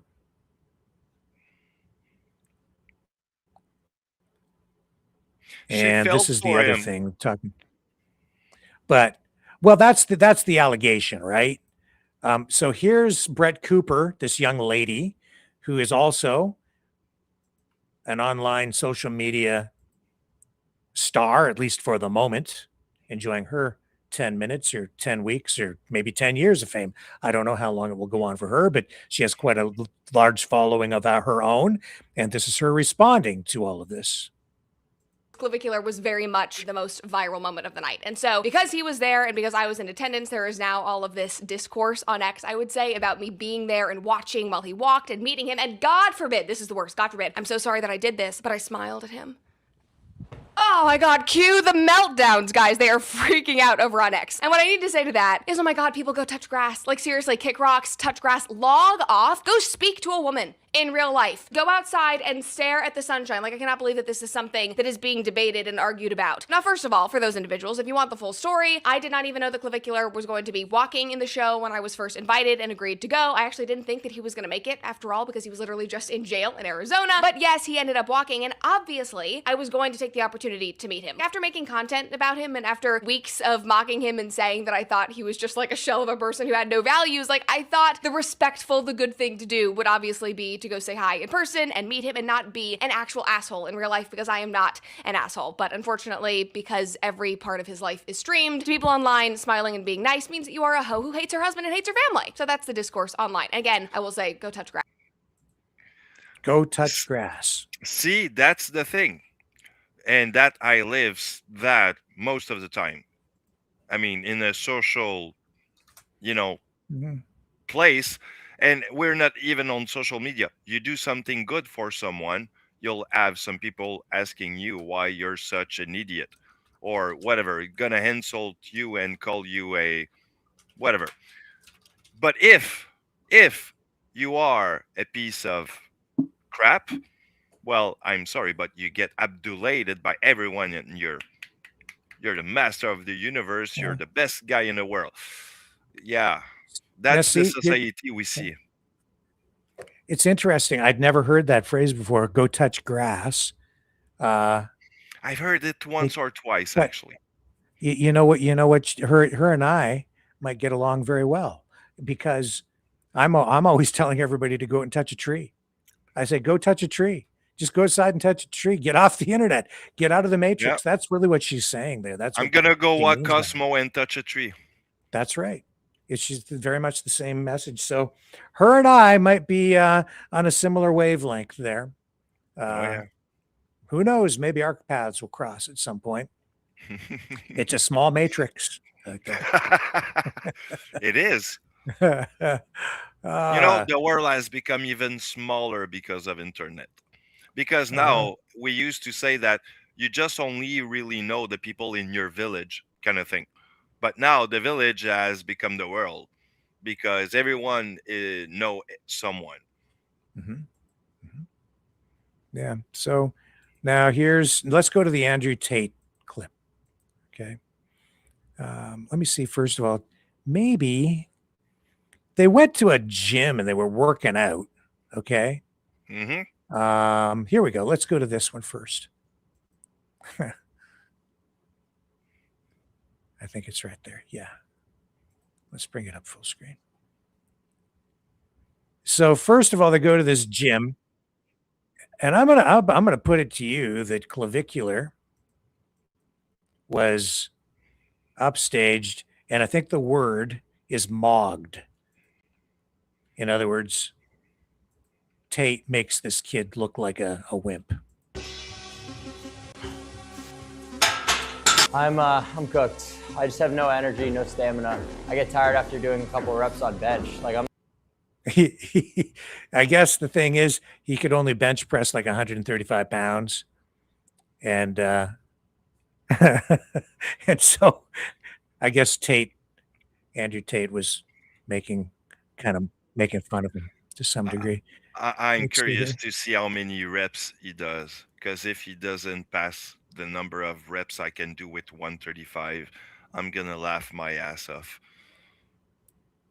Let's see what other clips we have. Let's just go through this X scroll and we'll see what we get. Oh. I heard we're training. I heard that too. Training, you good? Not exactly dressed for the. Nah, I'm not. Olivia, pleasure to meet you. Nice to meet you. You can't be frame mogged. I know. You can't be frame mogged. I'm done. We're gonna fix it. Bro, this is your generational run. You can't be frame mogged by fucking some frat leader in Arizona. It's not gonna happen again. Yeah? It's not happening. We're gonna fix it. We're gonna train. All right, let's go. I came straight from work. I had business meetings. We're gonna train. Just limited. There's limited. Yeah, we're going to come back to this. That's them meeting again. I'll tell you that. Free G line. It's hiring a lawyer. I'll tell you that. 3 reps and 120 pounds. Get it. No. Almost. Fuck. What was that? It's hiring a lawyer. He's going to have to train more or get off the crystal meth, I think, because I think he just got himself embarrassed. Is the point? For an alpha male. what meth does to your muscles? It's atrophying them. Just saying, that's the medical things that it does. It ain't good. I know that. Up to everyone. Elon, I know you're trying to go to space to mog people. I get it. That's pretty moggy. I have a base on the moon and you don't. Not gonna lie, that's pretty good. But you could also own part of the brand that's gonna mog everyone forever. We can put it into the Neuralinks. Elon, we can put it into the Neuralinks. So when people get the Neuralink installed, it just repeats inside their mind over and over again. But he's talking about setting up a brand of clothing for Clavicular called Mogged by Clavicular. buy a t-shirt until they either blow their fucking brains out or buy one. Think how much money we'll make. We can put it in the Teslas. Like the full self-driving only works if you're wearing a Mogged by Clav t-shirt. It detects you with a camera, and if you're not wearing the right t-shirt, it doesn't work. We can link you with your entire ecosystem of products. Elon, Elon, I know you know a little bit about business. I'm talking business now. This is how we're going to make a bunch of fucking money. Okay. Oh man. But here's let's see if I can find the probably the most important clip that we have of these two. I think it's right up here near the top. At this rate, I prefer the Jake Paul strategy to look maxing. Okay. Mostly the jaw. So there are words of wisdom in here coming from a guy who I think is also a really bad role model for young men today, Andrew Tate. I think the two of these guys together are pretty much everything that I hope my son is not. The Statue of Liberty is there, and it's supposed to symbolize freedom and hope and liberty for all. But as you learned in Arizona, to a lesser extent to what I learned in Romania, is that none of us have any fucking freedom, and that we're all stuck inside of the matrix, and that even if you're the president of the United States, you're arguing with some fucking senator or some stupid bitch in Congress, you have media insulting you. Even if you're the president, you can't really escape the matrix. Perhaps the only way to truthfully escape the matrix is to live unapologetically, be the person you want to be, say what you want to say, and not give a fuck about the consequences. And I hope on this journey that you're on, when it goes right, when it goes wrong, whatever, if anything bad happens to you, heaven forbid, you end up in a cell or whatever else, or the internet turns on you or whatever bad happens, I hope you sit there and go, I was real. I was me. I said what I meant what I said, and that's how I escaped the matrix. I don't give a fuck what happens. Because truthfully, you've only really escaped when you're just as happy in jail as you are here. That's the only way to escape the matrix. Buying a Lambo, buying a Rolex, all that shit, that doesn't escape the matrix. You escape when your mind is free. And for your mind to be free, you must be zen. I was just as happy in jail as I am here. That's what you're going to learn on this journey, Clav. Because it's actually going to be quite exciting for you. It's going to be a roller coaster. I'm watching your journey closely. I lived it. And I see it coming for you, sir. It's going to be you're going to have a great fucking time. Yeah, bro. I mean, I already am. So we'll see what happens from here. But it seems like it's only going up, headline after headline. So it's only up, Just difficult shit to navigate, especially being so young. It's true. Okay, so by the world at this young age. Nice message. I mean, at a point, Tate was right. I mean, it's true that it's gonna be a nice world. It's gonna be fun for him and all that. He can say whatever he wants, but being unapologetic, this is where I draw a line here. That's what I said a couple, 2 or 3 weeks ago. I made note of that word, unapologetic, and Hmm. I think it's a mistake. If you make a mistake, if you hurt someone, if you do something wrong, I think it's I think the right thing to do is to apologize so you can move forward and try to make amends for what you've done wrong. Yep. I don't think there's anything wrong with that, and I don't think it makes you any less of a man. It makes you more of a man. But the message from Tate to this young guy is just be who you are and be say what you mean and mean what you say, whatever the hell that means. When you are clearly not living in reality, you're living in a social media reality show, which is a show. And so your reality is being shaped by the medium and the environment you're placing yourself in, and everything you are doing becomes a performance, which is not real. It's all being influenced by the show itself. And so there's nothing real about it at all. And then he's saying, shouldn't care what the consequences of that are. You just say it and don't ever apologize for it. Again, No. I think that's really actually bad advice. And you have to be just as happy in jail. I understand there where your mind, you need to be able to free your mind, which is something that, there are stories of that, of people going through that when they've been in prison or in concentration camps, and freeing your mind so that regardless of where you are, you can always find a form of freedom in your own mind. And I totally get that. You don't have to live someone else's reality, even if you are in prison. But because you can't, they can't force you to think a particular thing.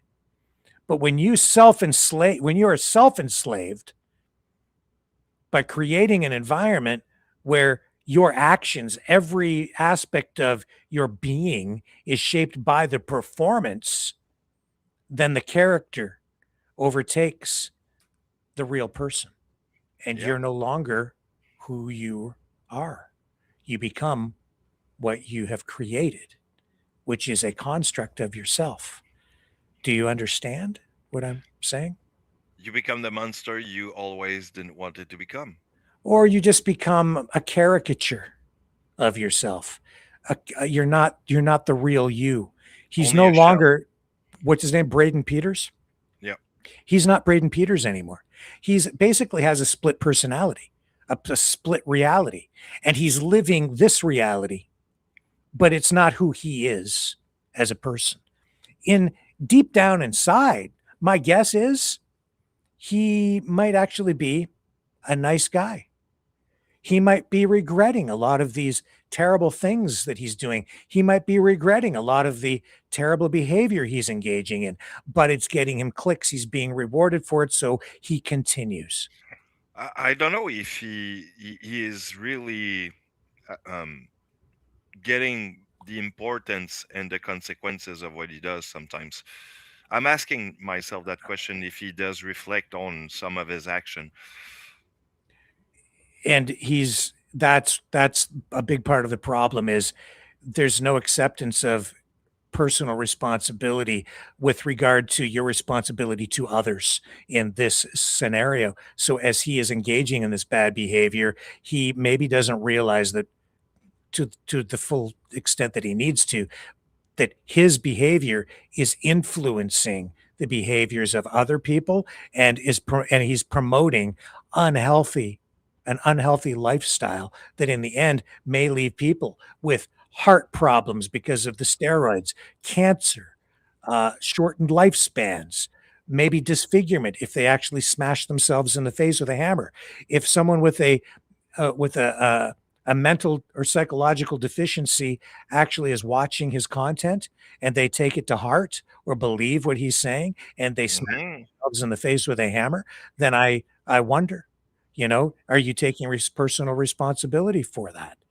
Maybe this person should be. And more than that, maybe Elon Musk and these other social media platform owners need to be saddled with more responsibility in this regard too, because through their algorithms, they are promoting this. They are in a way contributing to the harm, the self-inflicted harm that this young man is subjecting himself to, and at the same time is being rewarded for. And so you have the Pavlov's dog scenario here, where every time he does something more extreme, they feed him another treat in order to reinforce the bad behavior and get him to be even more extreme. And he's not even realizing that this is what they're doing, that the more extreme he becomes, the more clicks he gets, the more views, the more money, and it keeps on going and going and going. And being young, he doesn't realize that at some point, this train is going to run off the tracks and it's going to turn into a train wreck, not just a car crash.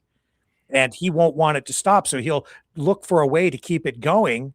And this is usually what ends up happening and to celebrities, not just today, but we've seen this kind of thing in the past. It's just amplified more. It's more concentrated and amplified because of the way social media works, and it's so powerful. I see pain, suffering.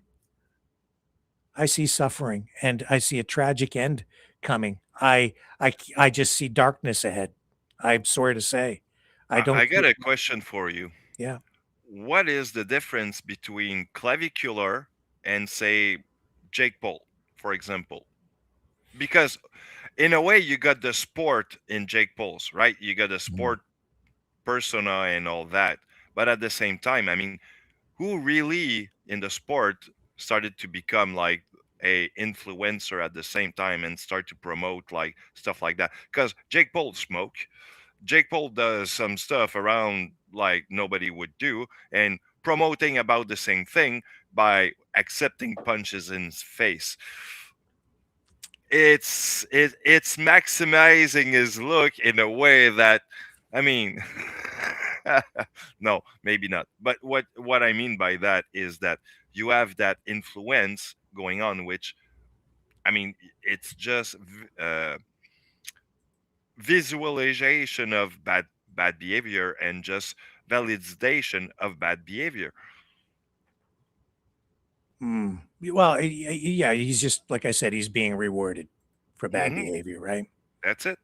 And that's what it is. Let's take a little break. We'll come back on the other side. There's a lot more to share, and we're going to expand this conversation out beyond the clavicular Andrew Tate engagement and start looking at what else is going on in today's top news stories. And we'll also look at the social media ecosystem and what I'm doing personally to try to raise the standard for this platform and myself. Don't go away.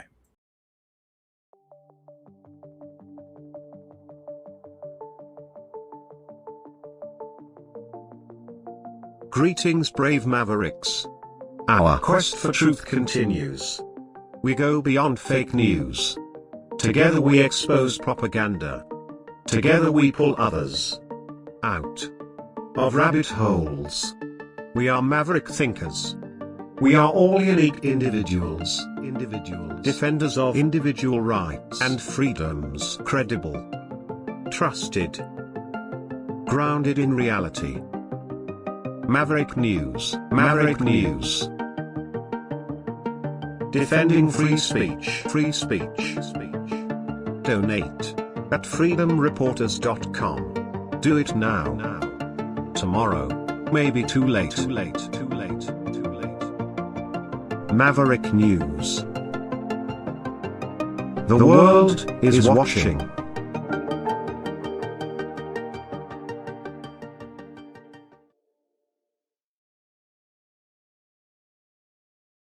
Brightleaf Innovations is excited to offer our newest investment opportunity, the Turn Easy Bed Storage Solution.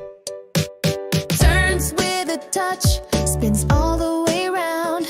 Every little thing you need is easy to be found. No more clutter, no more mess on the floor. Just spin it, reach it, you don't search anymore. Turn Easy Bed, spin your world around. Storage made simple, the best you found. Shelves your way, keep the mess away. Charge it, store it, night or day.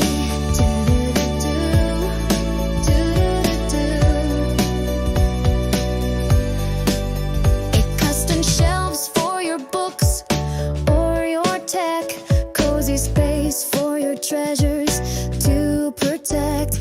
Built-in power when you need to recharge. Smart design that makes your bedroom feel large. Turn Easy Bed, spin your world around. Storage made simple, the best you found. Shelves your way, keep the mess away. Charge it, store it, night or day. Designed and developed by Brightleaf Innovations. Proudly Canadian and patent pending in North America. Turn Easy Bed transforms how you live. To learn more about this innovative new product idea and exciting investment opportunity, call 519-784-0222 or visit brightleafinnovations.com. All right, let's bring Ian back in from Montreal, our French connection. Okay. So just bring us back and just give us kind of a recap or some thoughts on the clavicular Andrew Tate thing. Well, I'm going to say this. We are seeing basically the new culture of, how can I put that? Being a piece of wax, and the validation of all that is, how can I put that? Something that should not be. And between you and I, we don't see enough accountability, I think, in all that. Is that fair? Because, okay, what we have seen, and I think you wanted to go toward the Tumbler Ridge situation that happened, and probably come back on this one at some point. You see, there's, I think, probably a link between the two. There is. There is definitely, and maybe I can grab this this story thread and push it through the eye of the needle here to explain. Go ahead. It's about it's the bearded lady stuff. It's the prejudice stuff. It's the hypocrisy stuff. It's the double standard stuff. All of this comes together through these stories because Clavicular is in himself very much the same as some of as people who would you might describe as transgender. And there are different, kinds of transgenderism, I guess. People who fully transition, people who don't, people, men who just dress as women. I think there are women who dress like men that are just more easily accepted into society because women wearing men's clothes are not stigmatized nearly as much because women wear men's clothes all the time. And so if you just wear men's clothes all the time because you're a woman who thinks you're a man, you're probably not noticed as much, or maybe depending on the degree to which you express yourself that way. Yeah, what some would describe as tomboy. Yeah, right. And so I don't sit here tonight. I try not to be judgmental on this subject in many regards, but because people have beliefs about the way about other people's beliefs. This is a field filled with landmines. This is also about social standards, what people have set as the social ideals or what is acceptable within our society. Much of it is framed by religion, cultures. I mentioned last night that, different cultures have different practices when it comes to body adornment. Let me just show you. Let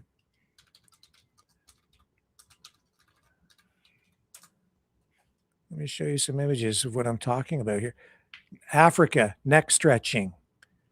Okay, so to people who live in these communities, this is very, what do you say? Oops, normal, right? In order to make your neck really, really long. In some Asian cultures, I think in Japan, they would wrap women's feet to keep them very, very small to the point where they have trouble walking. Yep. Because they saw that as beautiful. In China too, actually. Yep. So if you see someone walking, I don't see anybody in my community with any kind of body adornment like that, or no neck stretching things here. But this been around a long time. The Mayans was using, I don't remember what was they were doing. I think they were compressing the skull to elongate the back of the skull. So this is where I see the hypocrisy, because you have people criticizing people for being transgender, which is an issue that is front and center because in the Tumbler Ridge school shooting, and people are saying that's a form of mental illness. Some people are saying that. Let's just get cut right to the chase. That's what they're getting at. They're saying anybody who's transgender is mentally ill and they need help, and that's not normal, right? And so that's the cause of the problem. That's why they've done this, because they're transgender. I would not be so quick to judge that way. I don't think that everybody who's transgender goes out and commits acts of violence like that. But you have people who believe that, and you also have some social media. Well, you have some media out there promoting basically that idea and backing it up with, or wrapping it in a narrative that includes religious elements. Yeah. I received an email from a prominent, I'll say political activist today as a promotional thing, mentioning the word God right in their arguments with regard to all of this surrounding the Tumbler Ridge school shootings. But is that really, the people criticizing that or looking at it through that lens are also the same people who have no problem with Pamela Anderson, who had breast implants, is married to a very influential conservative entertainer, Kid Rock. And then later, Pamela Anderson, who you mentioned last night as being one of those ideal goddesses in our media, that's like a Marilyn Monroe. Pamela Anderson was a Marilyn Monroe of her time, of her generation, right? But that involved breast implants, body adornment, tons of makeup, hair a particular way, a body shape, the all of the whole package. So she was the blonde, the bombshell. beautiful blonde bombshell image. But where is Pamela Anderson today? Well, she has had her breast implants removed. Now she goes around. She doesn't wear any makeup at all. She's promoting a different thing altogether, which is just my natural beauty, what it is, just take me the way I am. She wouldn't be able to do that today. She would not be the celebrity she is if she hadn't engaged in that body adornment and that that behavior that was reinforced socially. And she was rewarded with becoming a celebrity because she fit that cliched Playboy image of the blonde bombshell during her generation. Now, later, she's leveraging that celebrity, that media profile that she has, in order to just, I guess, continue her existence in the way that she maybe has more control over now. Or maybe I'm wondering, is that still actually the real Pamela Anderson, or is this just a reinvented Pamela Anderson character that now meshes in or fits a particular narrative because she's with someone like Kid Rock, and much of the base of support is conservative and would not embrace the Playboy Bunny persona as much at her age. So she's still a product of conventional media and mainstream media and social pressures. So when I'm looking at Clavicular and what he's doing, it's a little bit disturbing. It's a lot disturbing to me, actually, because what he's doing is taking all of these things to a new level. It through looks maxing, taking everything to the extreme, up to and maybe including smashing yourself in the face with a hammer to break your facial bones. Creating a new cliche. No, not a new cliche, I don't think, Ian.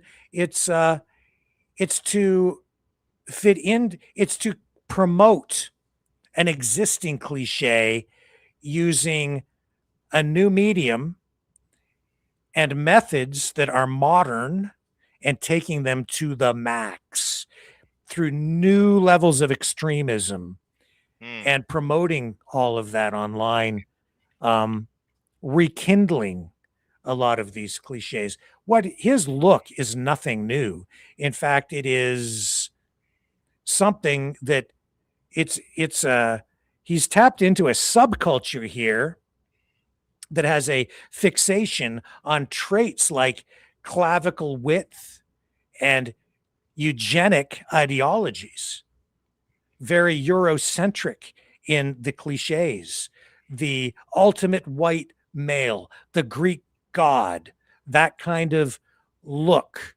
The Barbie Ken modification look kind of thing, basically. Yeah, but and there it is again, right? So, but in order to achieve this look today, what he's saying is it's not about necessarily being natural. Anybody can become, any white person can become an Adonis, or maybe even people of other cultures. I don't know. I should maybe be careful not to overlay the skin color or those ethnic traits onto it. But I think there is an element of that here because it is a cliche.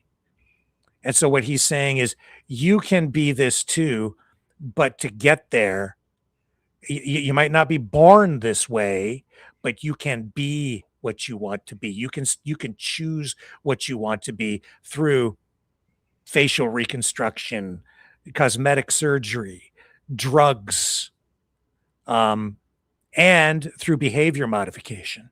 So you can reshape your entire reality. All you have to do is pay me now, donate, take my course, the clavicular, whatever his program was called, right? 10 easy steps to becoming Adonis. Anyone can do it.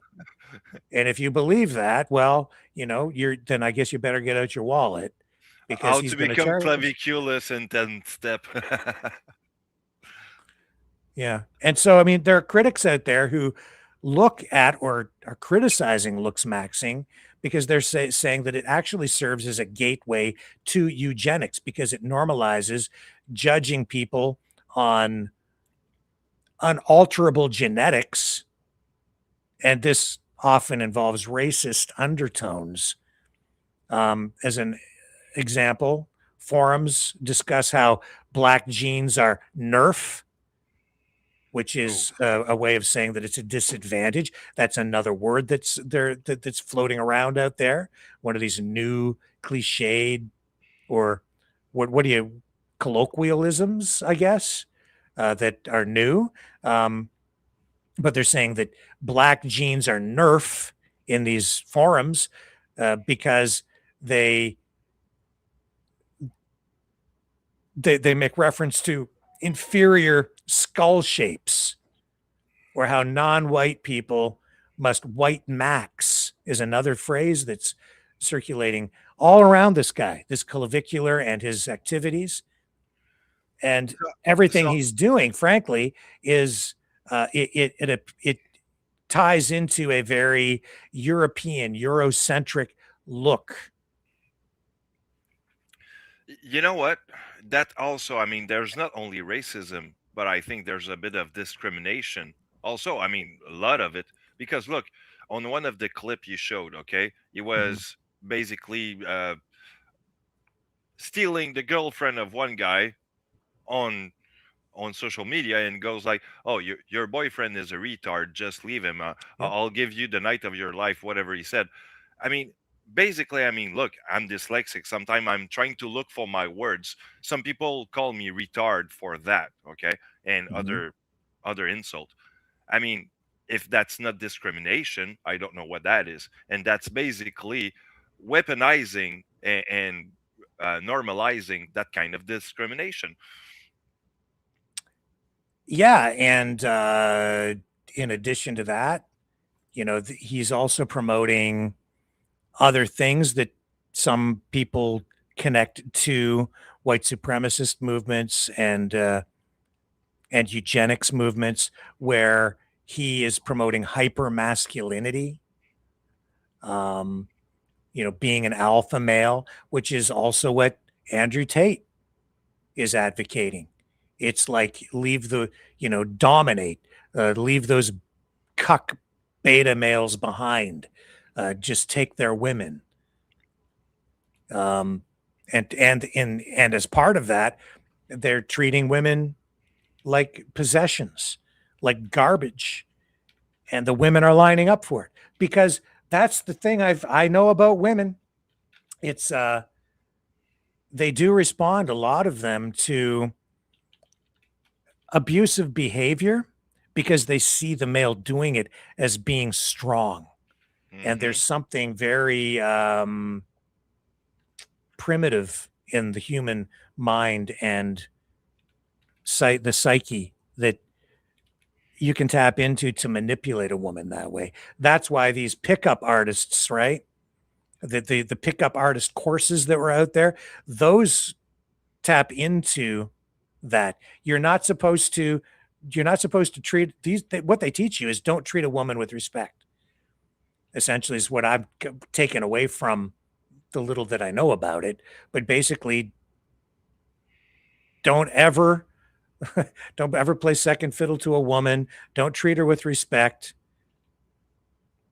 Treat her poorly, basically, and she'll come to you. You have to make yourself a prize for the woman to chase. You want the woman to chase you, is what they're told. And that means being an alpha male. It means having a lot of money, projecting an image of being successful, of being strong, completely confident, dominating other men. And if you have this image, even a facade of that, and you're out in a bar like Clavicular, of course he's going to win a lot of women, because he's got, you know, his whole crew around him, is the people shooting him. He's a celebrity now. He has people to protect him, bodyguards. He's a celebrity. He appears to have a lot of money, and he's got all these women swooning over him, and women are very competitive in their own right, and they'll compete to get the alpha male. So it just sets up this environment where he just captures a lot of females in his net. So many that he can pick and choose and throw these ones aside. And That's part of human nature too. But everything going on appeals to humans at a base level, and it isn't really healthy. And it's not. These are not about. This is not about healthy relationships. Well, there's no healthy relationship when you have sex with anybody you want willy-nilly, left and right, and then get TSD or other sexual disease. So that's another topic for another night, but also that's unhealthy. So, meh. So back to the Tumbler Ridge situation, and the way that ties into the clavicular Andrew Tate stuff. And I'll just say this: like Andrew Tate, he embarrassed that young guy. He showed what a beta clavicular is, because he's sitting there giving the young guy advice. He's dominating that kid, and he's out bench pressing him at the gym. He's coming down there to see him. He took over the kid's space for a while, took advantage of him, made him look like he was like the junior disciple, right? The intern. And so he came out dominant there. It's like Donald Trump and the way they analyze his handshakes with other world leaders, right? Same sort of thing. I'll go even deeper and way deeper than that. Aleister Crowley and what he did with his cults and the disciple that he had back then. Well, I kind of want to move on to this Tumbler Ridge situation again.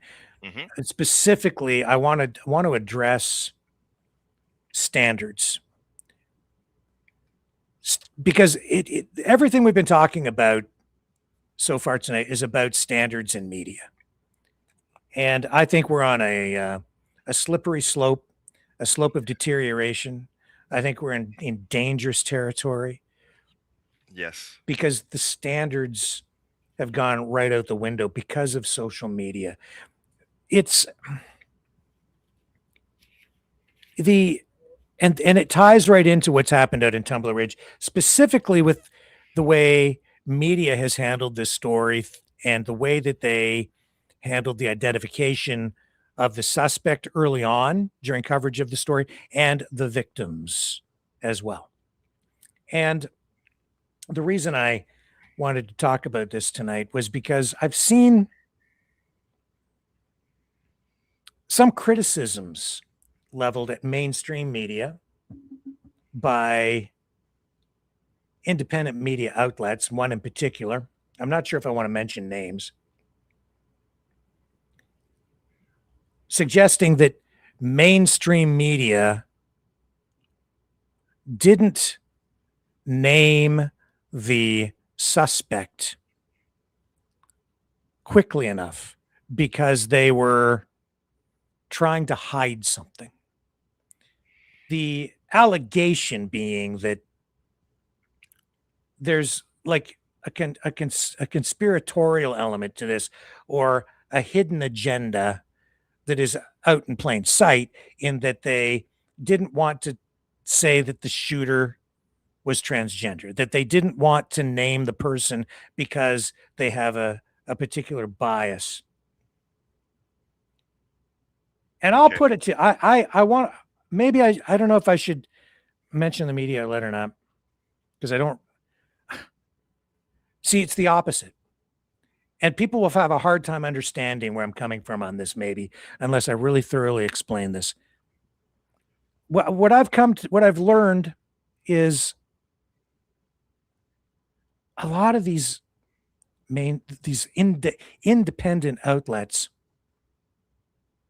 are flipping reality upside down on us. And it's taken me a while to really kind of clue in on it, but it's a very slick thing they're doing. And it's not just them, it's political movements, it's politicians. And we're not getting it right. They're not getting it right. Well, they're maybe getting it right for them, but not for society. It's so important. See, when that story broke, I could have been among the first, maybe not the first, but among the first to identify the shooter. But I didn't. Pictures were sent to me of the shooter and another person at the same time. And of course, everybody knows it was Juno News that first reported the name of the shooter. But I did not follow suit, and I did not name the name, even after it was out through Juno News. And I'll tell you why. It's about standards. Yep. And it's about the public interest, the true public interest. Juno News will argue, I think, that they were serving the public interest by sharing the information, by putting the name of the shooter out early, before police released it. And I said, no, we need to wait. That's generally been my policy. That's the way I've always been taught to do it, is to wait for confirmation. You need real confirmation. Unless there's some compelling reason in the public interest to put it out earlier, you wait, because you need to. It's not just about the public interest. It's also about the needs of the families, the victims, and even the families of the perpetrator or the shooter, because often the families are as much victims in a crime like this as the families of the victims. So you need to be sensitive to all of those things. You need to understand that it can take time for positive identifications on victims, and it can take time to locate relatives, next of kin, to notify all of them. And there can be confusion, as there was surrounding the identity of someone involved in a crime like this, where in this particular case, there was confusion surrounding the name of the shooter. Mm-hmm. Another reason why a big red flag went up for me, and I did not immediately post photos. I didn't go with a name. I just kept saying, no, we're going to wait. We're going to wait, because you should always strive to be, well, first whenever possible, but accurate without exception. That's the goal, right? Yeah.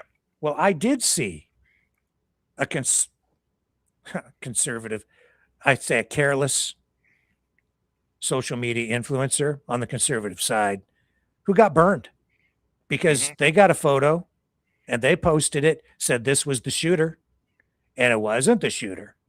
And that photo's still circulating now. That person could end up sued. Yep. For defamation. Yes. And I know everybody knows who I'm talking about.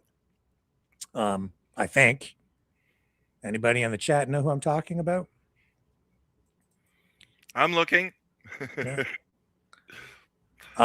That's because, well, when you were trained as a journalist, and by my research and your advice when I was doing some journalism too, still feel like a journalist sometimes. It's all about the Trust Act and those kind of things. I mean, in the Canadian Associated Journalists Association, you got that accuracy section that it's all about verified law. You want to be fair, so it's all about fairness, minimizing harms. You don't want to defame people, and you want to be accurate as much as you want, because it's all about moral imperative. So Juno News came out and they used the name Jesse Strang. But the thing is, I had two names. I had Strang and Van Rootselaar. And I wasn't sure which was accurate, and it didn't make sense to me. And I'm not out in BC. And information was flowing in here. And I'm looking at what they did, and now they've gone with the Strang name. And so I'm like, I'm not reporting on this because I don't know which is true. It's very confusing to me. And until I know for sure, and until I get an actual photograph of this person, I don't know if anything I'm looking at online right now is even real because of AI, because of, repurposed videos. It was very dicey. And I didn't want to get burned. And in order to serve the public interest and respect the families and the relatives, the victims, it was prudent to exercise caution and restraint because there's always competition in media. If you're first, you score big. Juno News, such as they scored.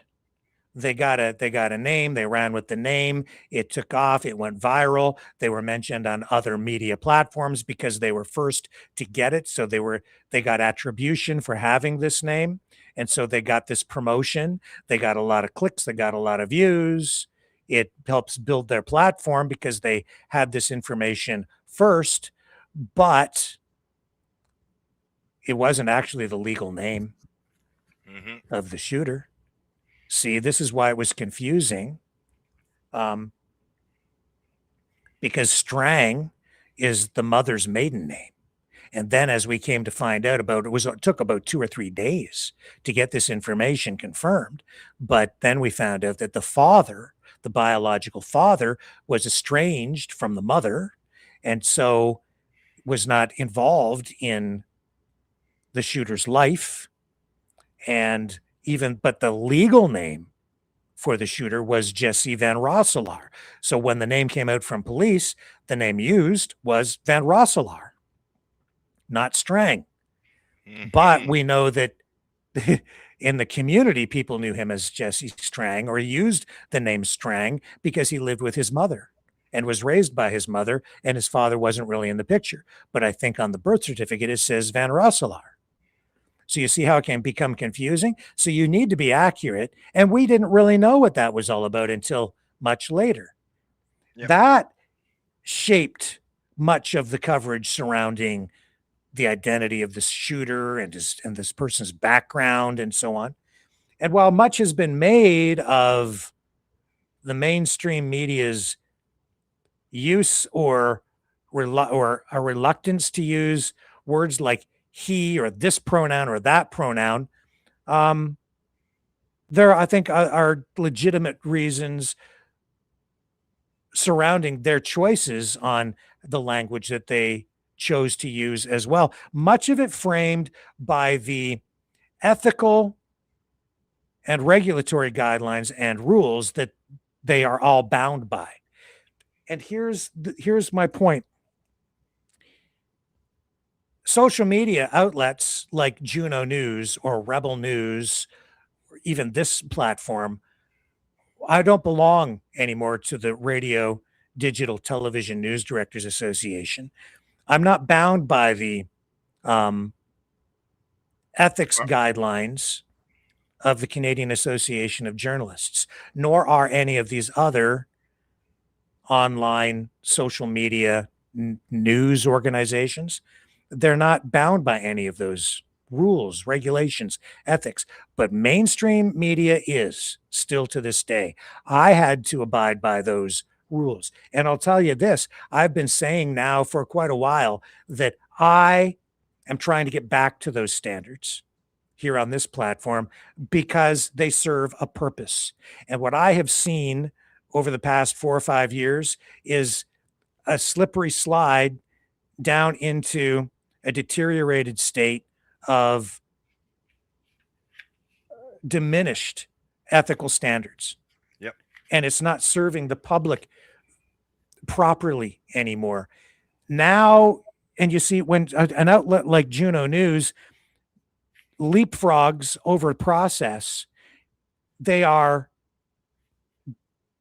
putting the concerns or the needs of the victims and the victims' families to the side, saying that's secondary to what they would say is the public interest. The public interest basically being a lot of people want to know about this, Everybody wants to know. So we're going to put it out there. Well, what they're really saying is we want the clicks, we want the ratings, and we want to be first, and nothing's holding us back from doing it. There's going to be no repercussion for doing this. So we're just going to take the risk and put it out there. The only backlash that they can get is if there's some rule they break on YouTube, or if a viewer doesn't like it, the viewer can just not watch them anymore, I guess. But there's no real penalty beyond that. They might have their video taken down off YouTube or something. But mainstream media, when I worked at CTV, I learned that any citizen can file a complaint with the Canadian Broadcast Standards Council. And so this would be a perfect example of the standards that are in place for conventional media. Yep. And they're there for a reason. It's to protect the interests of families. They're there for ethical reasons, and they do serve an important purpose. And it makes media accountable to you. It makes the media accountable to the public and to an individual viewer, both, with real consequences if those standards are breached.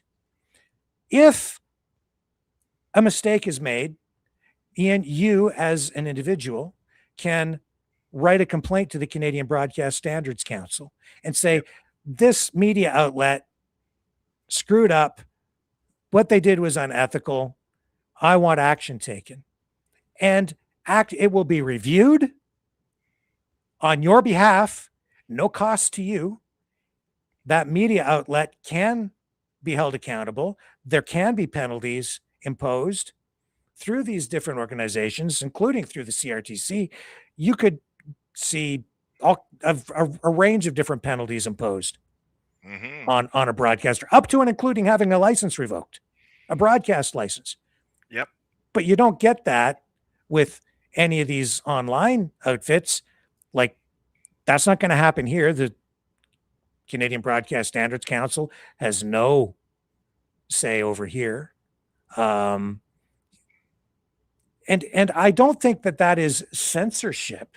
I think that's about standards. That's just about rules. And those serve a purpose, because sometimes the public interest is in serving the individual. It is in serving the needs of a mother of a murdered child. It is in the public interest to serve the needs of the individual father of someone who has perpetrated a murder, or a grandmother, or a sister of someone who has lost a brother who has been murdered. Yep. So it's not as simple as, I don't give a damn and I'm not going to apologize for it. I'm going with this information right now. And I'm going to put it all out there because a lot of people want to know, and there are a lot of clicks to have to cultivate. I want the ratings. And that's in the public interest because there's high demand for this. Well, just because a lot of people want something doesn't make it right. And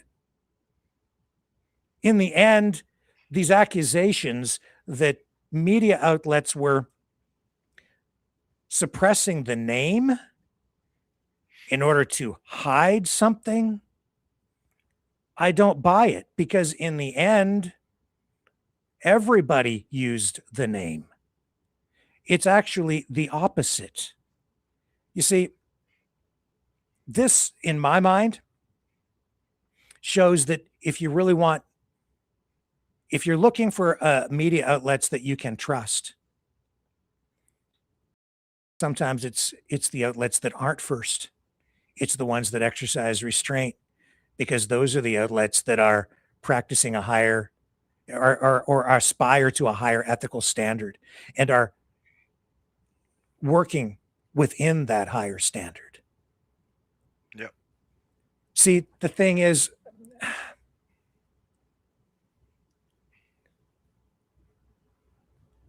the truth is, these outlets that are saying that that our media, as they try to tear down our trust in media altogether,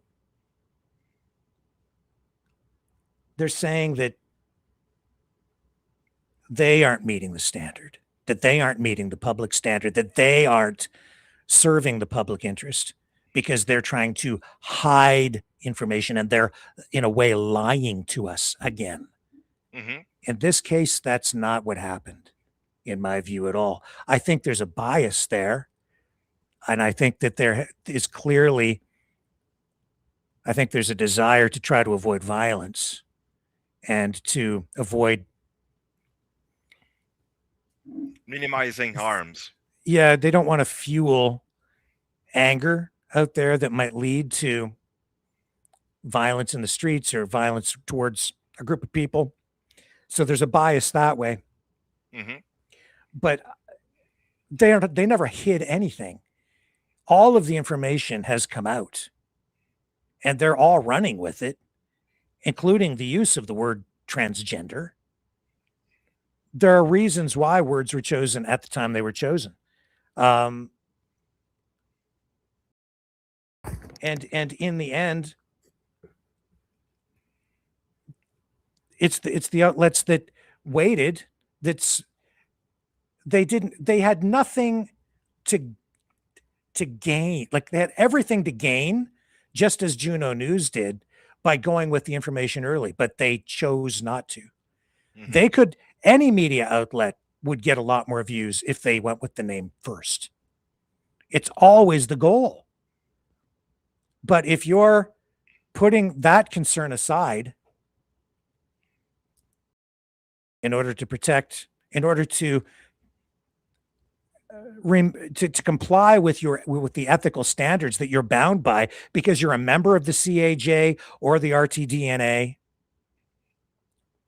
or other journalistic associations, right? You've got these standards that you're bound by, and you're saying, wait a minute, this doesn't check this box. No, this is a violation of that standard. No, we can't go with it because of this.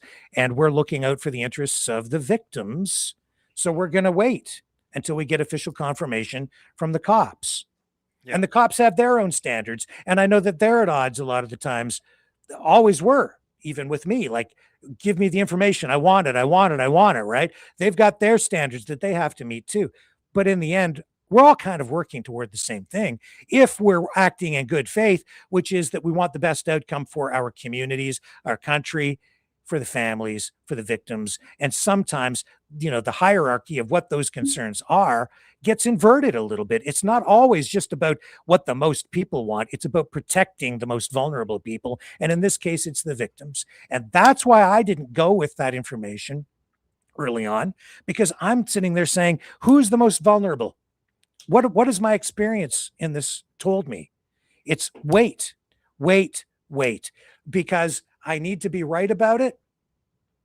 And I don't want some grieving mother or concerned mother to find out that their child has been killed because they're getting this piece of information that allows them to connect a dot. And then they realize what has happened, and they found out because of me in a way that is not appropriate. Mm-hmm. You need to let these things play out in a way that is respectful, compassionate, and you need to put these concerns about clicks, ratings, YouTube revenue, and all of those things aside.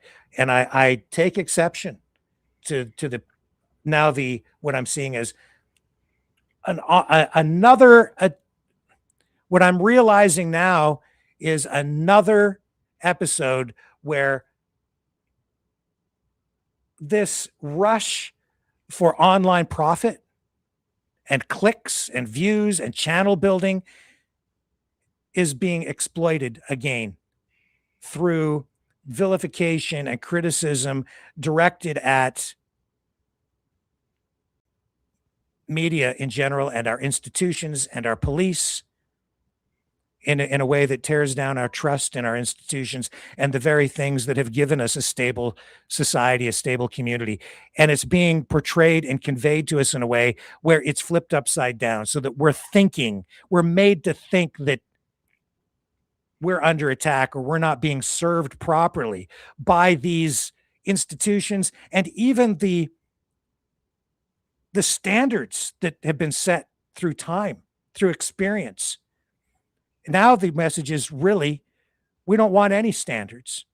Well, they're saying they're not meeting a standard over there. The real messaging is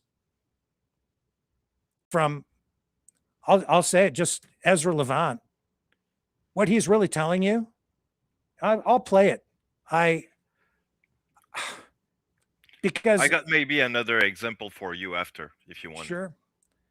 I watched his editorial on this, and I thought, well, that's very clever, but it is not. He's just flipping things upside down. And so I disagree with him. He's welcome to have his opinion on this, and he has lots of them, but this is not positive. Hey, we're talking about something really dark, but permit me to show you. Here, I'll show you. In real time, real speed, one time. 2 quick jokes from the late comedian Norm Macdonald. It's a very dry sense of humor. Not everyone gets it, but I think he was sort of a subversive conservative in his own way.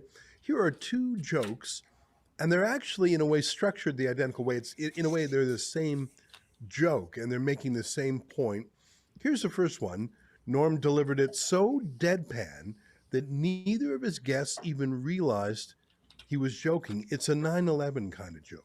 Well, I can't say my friend's name, but he said his biggest fear is that ISIS or some terrorist group like that will get a hold of a dirty bomb and explode it over a major city within the United States and kill tens of millions of people. Because then the blowback against innocent Muslims would be absolutely terrible. Now here's the same sort of joke, but on a smaller scale, talking about the terrible revelations that fellow comedian Bill Cosby had drugged and raped women. Again, not the sort of thing most comedians would joke about, but he's making the same point, isn't he? Cosby's legacy will be hurt? Yeah. You do, huh? I mean, there was a comedian, Patton Oswalt, he told me, I think the worst part of the Cosby thing was the hypocrisy. And I disagreed. You disagree with that? Yeah. I thought it was the raping. That's my feeling. Most rapists are hypocrites. You don't meet many go, I like raping and I know it's not politically correct, but by God, people go, well, he's not being a hypocrite, and that's the worst part. If you missed it, the real problem with ISIS dropping a dirty bomb over New York isn't the political blowback on Muslims, it's that ISIS dropped a dirty bomb over New York. And the real problem with Bill Cosby raping women isn't the hypocrisy, it's the raping. Now, maybe you see a theme here, so let me ask you, and by you, I mean the bulk of the regime media, I don't actually mean you. What do you think is the most important part of the story out of Tumbler Ridge, BC? Is it the mass murder committed by a drugged up psychopath? Wait a minute. Okay. Or is it some people call that drugged up psychopath he instead of his chosen pronoun she? What's the real problem here? Watch this extraordinary clip from Sky News. It's a couple minutes long, but you've just got to watch it. I just kept watching and watching and watching. I'm gonna say something here, Ian. See, the problem out there, the real problem was the mass killing. But Ezra Levant has the same lack of focus or the same misdirected focus as the mainstream media that he's accusing of having a lack of or a misdirected focus. He's just on the other side of the misdirected focus. This video right here is not about the killings. It's about how the media has covered the killings that he disagrees with, because for him, it's about the transgender issue. Yeah. Right? It's not about the killings. Do you understand? Yeah. He's doing the exact same thing that he's accusing the other side of doing. Get it? Let's continue. I kept waiting for the punchline to drop. It never comes. Take a look. A deadly shooting at a secondary school in a remote part of Canada. It's not what you would expect. The attacker was described as a female in a dress with brown hair. So here's what we know about a tragic day in a place called Tumbler Ridge. It took police 2 minutes to respond to calls from the local high school, but they weren't able to prevent the shooting. Students were barricading themselves in the classrooms using desks and chairs to block the doors. Parents were waiting at the town hall to hear about the fate of their children. There was another shooting in a nearby home with 2 fatalities there, and the police believe this shooting was connected to the school attack. Tumbler Ridge is a small, isolated community in the province of British Columbia, a 13-hour drive northeast of Vancouver. It's close-knit, with a population of just over 2,000 people. And I know what it's like. I grew up in small-town Canada. You greet and chat to everybody you see. Car doors and front doors, they all remain unlocked, and your business tends to be the community's business as well. And that's why I think this will come as such a shock to Canadians.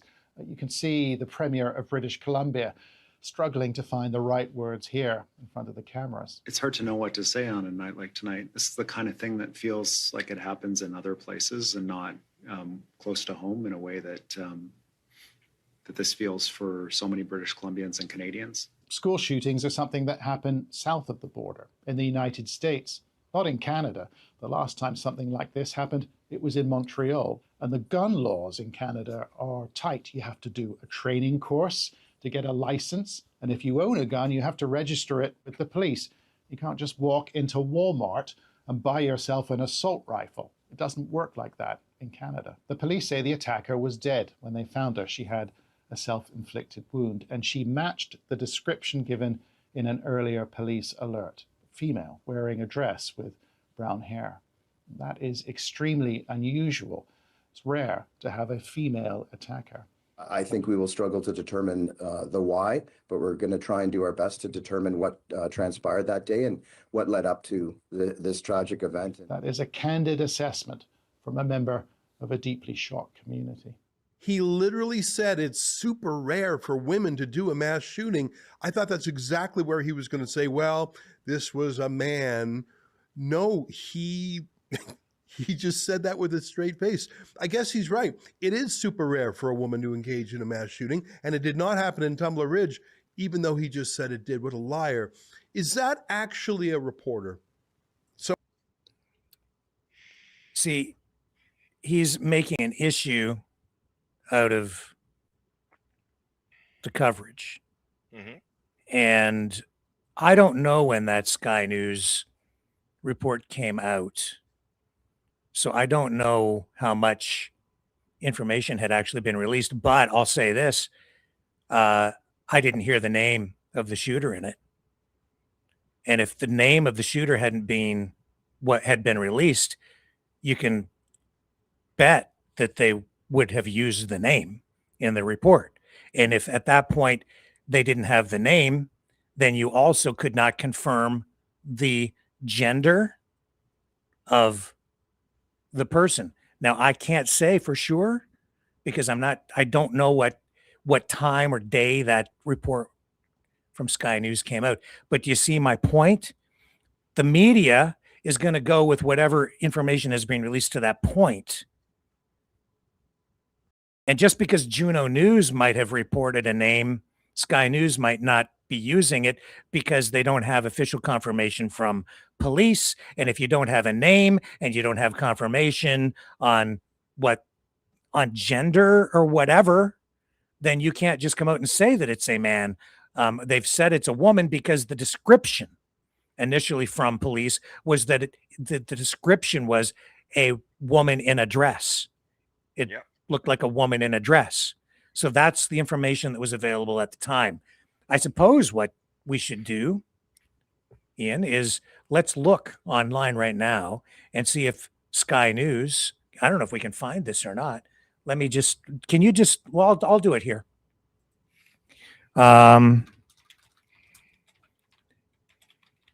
Let's find out if they've changed that wording at all at this point.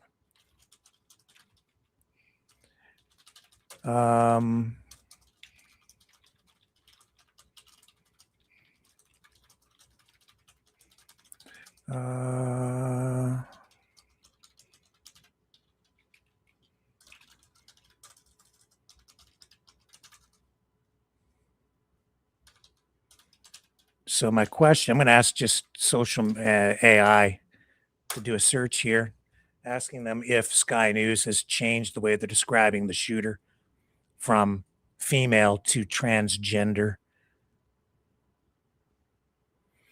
So here's what it says. I'll bring up the answer so you can see it online.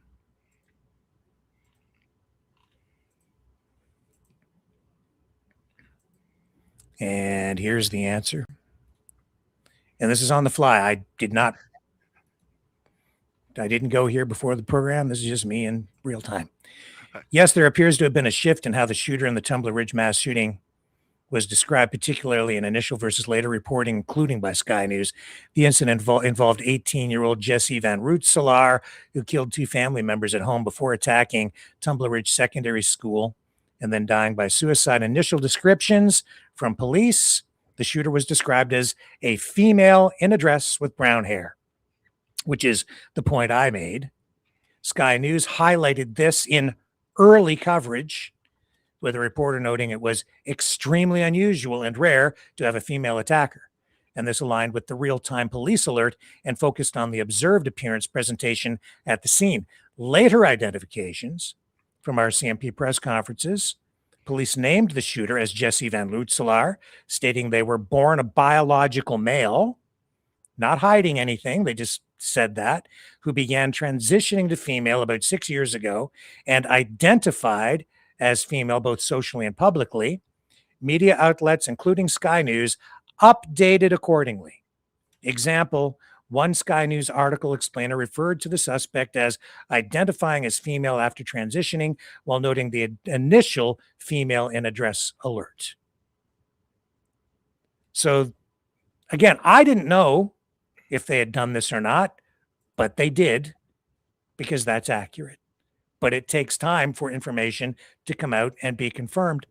And I do recall the initial police alert stated that the suspect was described as a female in a dress.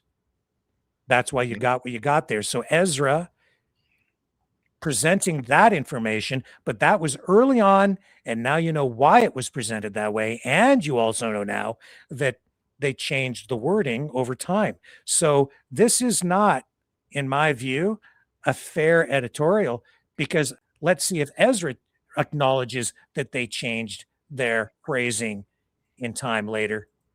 Is Ezra being fair? Someone who reports to you what happened, is that the media, the Latin word for the middle, as in they'll connect you to the information? Are they really giving you the information, or are they doing the complete opposite of reporting, of being the media? Are they trying, in fact, deliberately to obscure information, to hide the truth from you, trying to lie to you? That's what it's called when you spread a falsehood on purpose. It's called. What do you think Ezra's doing here? Is he being truthful with us? Not at all. Actually, he's trying to depict the news, who did try to be as accurate as possible. And I mean, look, I think it's a psyops against media in general. I mean, it's true that sometimes media doesn't always have it right, but for once, and we got to think and put in perspective that it was a small community where everyone knows everyone.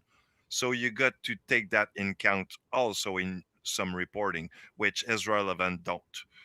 the lie or disinformation. All the people who tell you about disinformation and fake news and that you can only trust them, they are deliberate liars, aren't they? When it's something they are trying to sell you. We saw this endlessly during COVID, didn't they?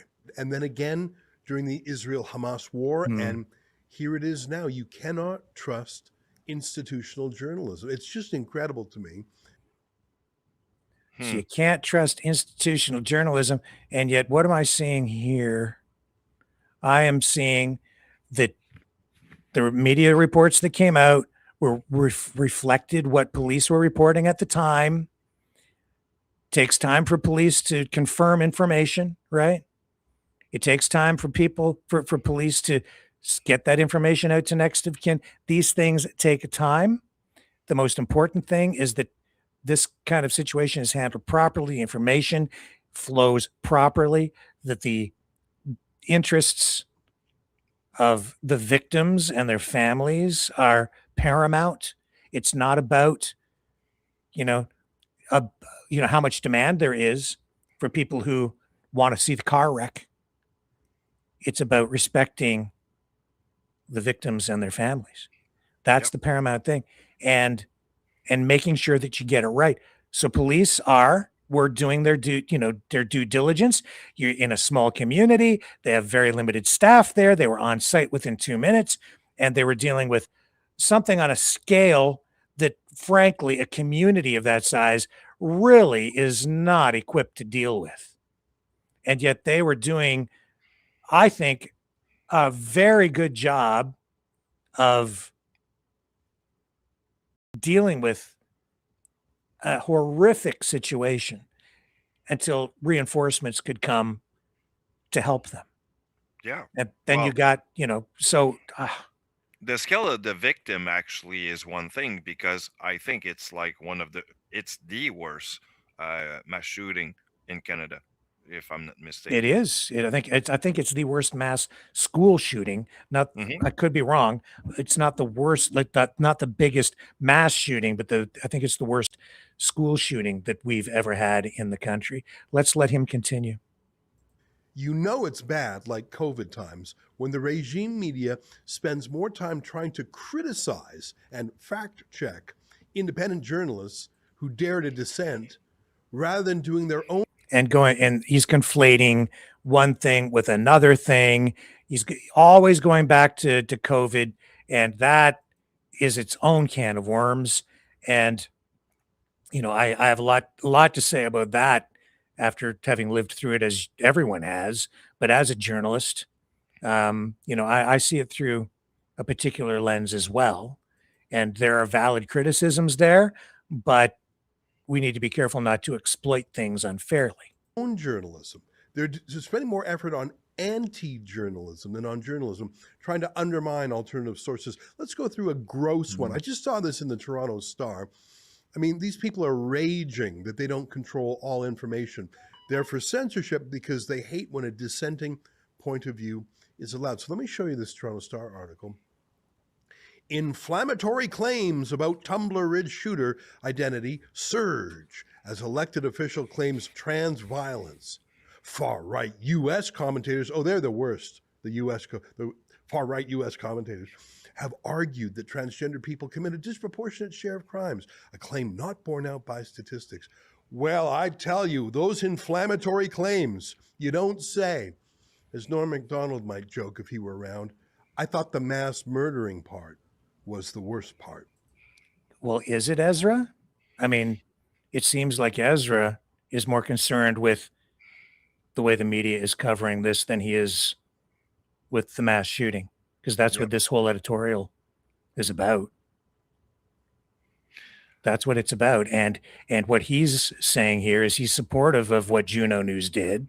He's supportive of, not waiting. He just wants to get the information out. And some of the right wing and left wing U.S. media commentators are pretty toxic. It's terrible down there. Well, it's a nice segue to that quick example I wanted to give you, because can we we're only halfway through this, so Yeah, go ahead. Maybe we better finish this, then we'll come back to that. Is that okay? All right. Okay. So this is by Alex Boyd, a staff reporter for the Toronto Star. The initial alert sent from police to local Tumbler Ridge, BC residents described the suspect as a, quote, female in a dress with brown hair, according to media reports. The unusual wording seemed to trigger speculation about the shooter's gender identity online. I think some people chose to interpret that as a trans person, says Blaine Badiak, a trans woman and conservative political commentator who grew up in Grand Prairie, just across the border in Alberta. Okay, why did they call Blaine Badiak a trans woman, but they didn't use that same descriptor for the shooter? I mean, why did they pretty much disclose that Blaine isn't a real woman, but why did they hide it or abide the hiding of it for the murderer? Police would later say that the shooter was known to them and had previously been apprehended under the Provincial Mental Health Act and hospitalized, quote, in some circumstances. That's incredible. In fact, I saw a report today that police interacted with him and his family, either in person or by phone, 60 times. If that's true, that is shocking. And like I say, police are so afraid of... Is it true? See, this is another trick that is used by these guys. Is it true? I don't know if that's true. If that's true, but he throws it out there, well, in something as sensitive as this, don't you think that maybe you better check that to make sure it's true? Because there's a lot of stuff out there, photos, stories, videos that are complete fabrications. So I don't know. I don't know if that's true. Apparently he doesn't either, but he's still using it, knowing full well that just by putting the information out, people will think that it's true. You see how that works? Yep. Even misgendering him. Were they also afraid politically to arrest him? Given all his bizarre outbursts and danger, if you're afraid to call a guy he instead of she, you're probably afraid to arrest him. Back to the Star. That should be the focus, said Badiak, who remembers well the scarcity of mental health resources in remote northern resource towns. That we have a mental health crisis on our hands for youth. Okay, are you saying that transgenderism is a mental health crisis or being pumped with drugs or hormones? I'm not sure, but he said it. Back to the story. But online, the shooter's suspected transgender identity was frequently emphasized, even before it was officially confirmed. What does that mean? Something's officially confirmed. Is there an office of confirming things? What independent journalists learned something by researching? I mean, that's how the facts came out. Juno News, our friends over there, they didn't wait until some government office told them they could publish it. They called around and found out, what does it mean, officially confirmed? Do we have to wait for someone official to tell us now it's okay to publish the truth? Is that what the Toronto Star does? Yeah, actually. It's not that you wait for permission. It's that you wait to be sure. I can't tell you, Ian, how many times I've covered murder stories. Many, many times when you're there on the ground, speaking even to relatives who give you information that appears to be accurate, and it turns out not to be accurate. And so you're allowed, like you can go with information that you pick up independently, but you need to be damn sure that you get it right. And the other reason you wait is because sometimes, quite often in a situation like this, even mentioning the name of the shooter puts additional information out there. If you confirm the name of the shooter, then a victim's family, like a grieving father or mother, can hear that information and then realize that it was their child that was murdered, or their relative or someone, because the two pieces of information intersect and then they realize what has happened. So you need to be careful in order to be respectful and address the needs of the individual victim. which in this case is paramount. It's not about the paramount concern is not about getting the information out to millions of people who are sitting there waiting and curious because they want to know. First and foremost, you need to be aware of the needs of the victims. That's why you wait. It's not about coming from the Office of Official Release of Information, blah, blah, blah. That's hyperbole. This is about being respectful and responsible and raising the standard of coverage so that you're truly meeting the public interest. Does any other murderer get that kind of treatment from the media? Yes, all the time. Yes, every time with me. The whole time I worked in mainstream media, and even now, I try to do that, always. But it's becoming increasingly difficult because of the lack of standards online. I mean, look at this from the CBC. They're literally using the killer's first name like he's a friend or something. Maybe they're doing that to avoid saying he or she. They're calling him Jesse. The RCMP say that there had been several mental health related calls to Jesse's home in recent years. The most recent was last May. Police say Jesse had been apprehended for assessment and follow-up related to mental health. The Globe and Mail is reporting Jesse had recently returned from receiving psychiatric care in Prince George and had previously set a fire in the family home. We know Jesse dropped out of school about 4 years ago. Police also told us Jesse began transitioning from male to female about 2 years before that. Jesse this, Jesse that.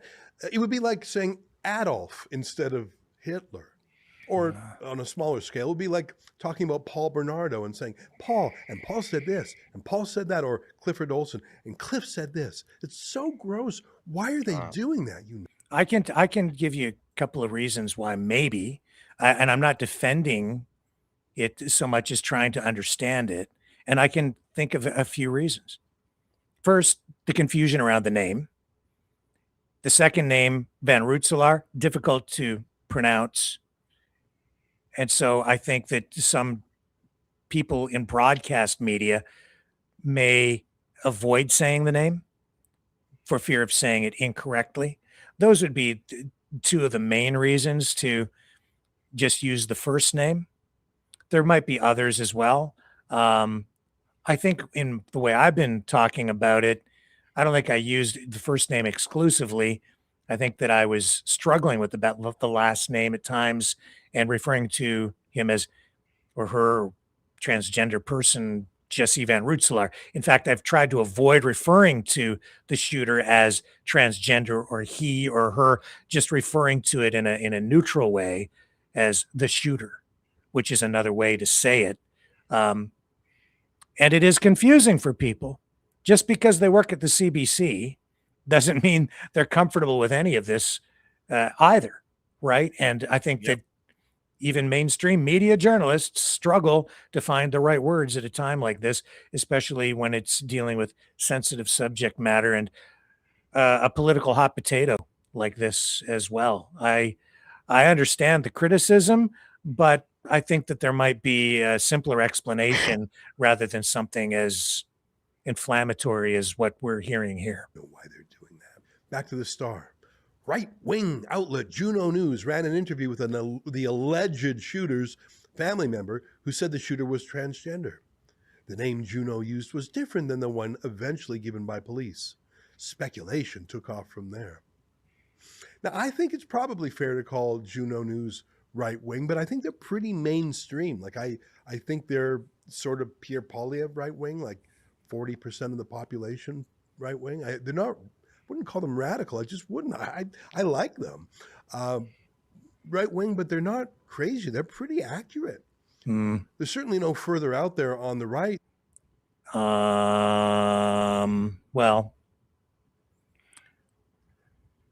we'll say depend on the point of view. I think it depends on the story, and any media outlet can be criticized for sure, but credibility, Well, we'll just let that ride. And the Star is on the left. So Juno News confirmed the facts with the murderer's family. That's called journalisming. But the Star said they were supposed to wait until officials gave the green light to reporters to say that. Why would they wait? Because the Star was waiting for instructions? No, I just gave you the reasons. I just gave you the reasons. You need to make sure you get it right, and you need to be respectful of the needs of the next of kin. By the way, Juno confirmed the facts. The murderer, who is legally called Jesse Van Rootselaar, actually went by the family name. There were multiple last names in the family. Went by Jesse Strang, which just reinforces the point that I made earlier, which tells you why. It gives you another one of the main reasons why many media outlets, including this one, did not go with the name early on, because there were two names, confusion. And with all of the confusion and uncertainty surrounding the situation, and given the current state of chaos on social media, and in the fog of covering this story, and in the interest of being accurate, the prudent thing to do was to wait. Juno News felt comfortable doing what they did, so let them do what they did. But to level this level of criticism at other media outlets who took a more cautious approach to it and suggest that this amounts to essentially lying and hiding things, I think is a step too far, because these media outlets like Sky News and the Toronto Star, which he is directing these criticisms at here right now, saying that they wouldn't refer to the shooter as transgender. That is ultimately not true, because in the end, the Toronto Star also has referred to the shooter as transgender, just not at that point because of the stage, I guess, that they were at in coverage of the story. And I don't know when that editorial was written, let alone published. And if it's an editorial from a guest writer, that's not a reporter on the ground. That is someone who's writing an op-ed. And that could have been written hours or maybe even a day before. I don't know. But there would probably be more of a delay there in publishing that than there would be in getting the breaking news from a journalist at the scene who would be there covering the story on the ground for the Toronto Star. And again, yes, the Toronto Star, traditionally more of a left-leaning newspaper. It's a liberal publication, is primarily, I would say. So there's a bias there, but I don't think they got it wrong. And I don't think they were trying to hide anything. In fact, you can prove otherwise just by looking at the subsequent coverage, where the very language that he's saying, why weren't they using that language? They did.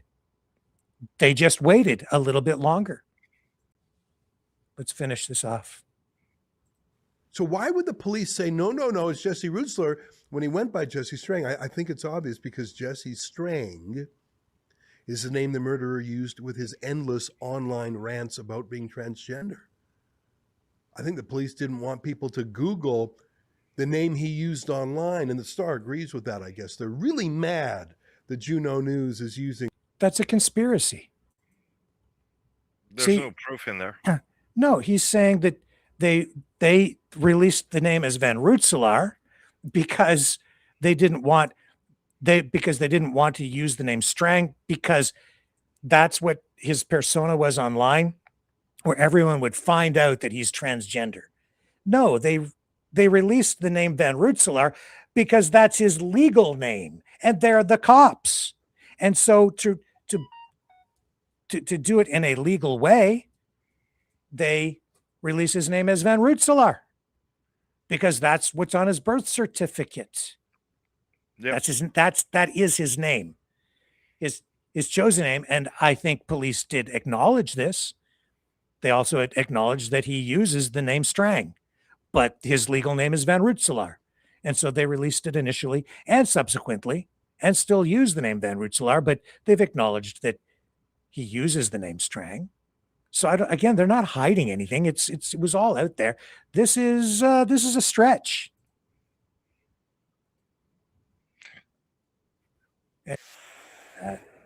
Any additional thoughts, Dragon? And I know you wanted to pivot to something related.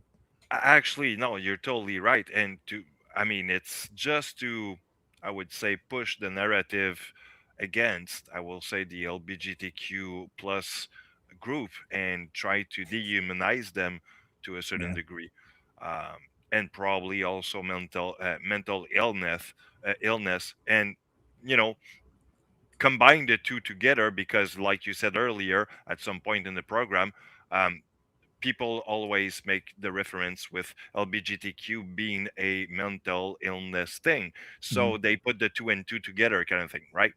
And for the example I wanted to give you, which ties to it, and little connection probably with Rebel News, which is a pro weapon or a pro NRA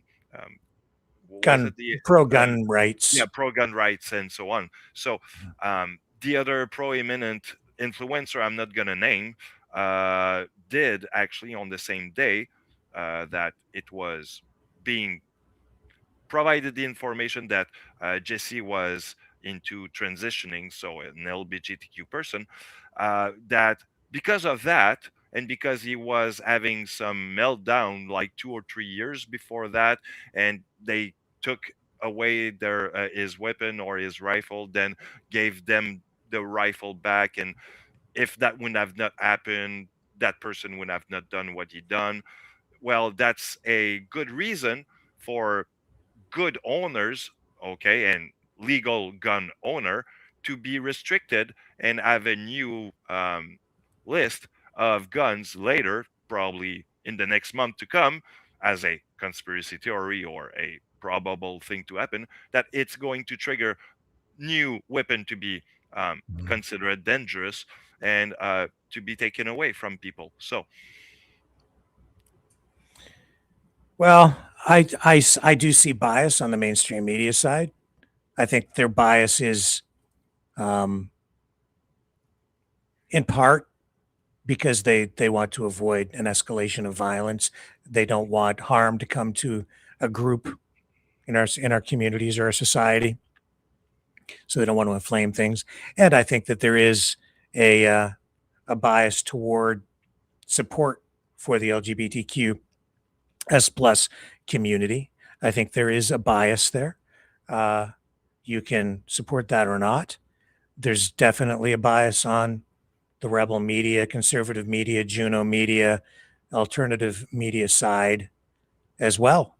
And I think what that editorial really highlights is that the very thing that he's accusing MSM, mainstream media, of, he's equally guilty of it in that editorial itself, because his focus is not on what the real problem is, as he put it, which is the mass killing. His whole thing is he doesn't like the way it was covered. So, it's like the Norm Macdonald thing. Well, the worst part of the whole Tumbler Ridge shooting was it was the biased reporting. Well, I'm seeing the biased reporting honestly on both sides. More so, honestly, on the rebel media side than on the mainstream media side. It's heavy over there. But the real tragedy and the real concern is the killing itself. And Jesse Van Rensselaer, Jesse Strang, this person should be judged for what this person has done. The concern, the focus should be on the crime. The accountability should rest there. And yes, we should be looking at this in more detail to try to drill down and find out what the true cause of this was, or causes, so that maybe as a society we can address that. But that needs to be done as much as possible in an impartial and unbiased way, so that we get to the right destination on this. It shouldn't be framed by religion or politics. If we can help it, we need to look at this objectively and say, what the hell really happened here? What is the problem? I don't know if that's even possible given the environment we're in, because everything is just framed by personal views. I don't know if anyone on this subject right now is objective. I don't know. It's a tragic situation, and here's the thing. See, as much as Ezra here is criticizing mainstream media, do you know why I think it's worse over on the Juno News, Rebel Media, independent media side? It's because even though the Toronto Star has a liberal bias, even though the National Post has more of a conservative bias, the Toronto Sun definitely has a conservative MAGA bias. Mainstream media is still bound by rules and ethics that are not employed at all over through these independent outlets.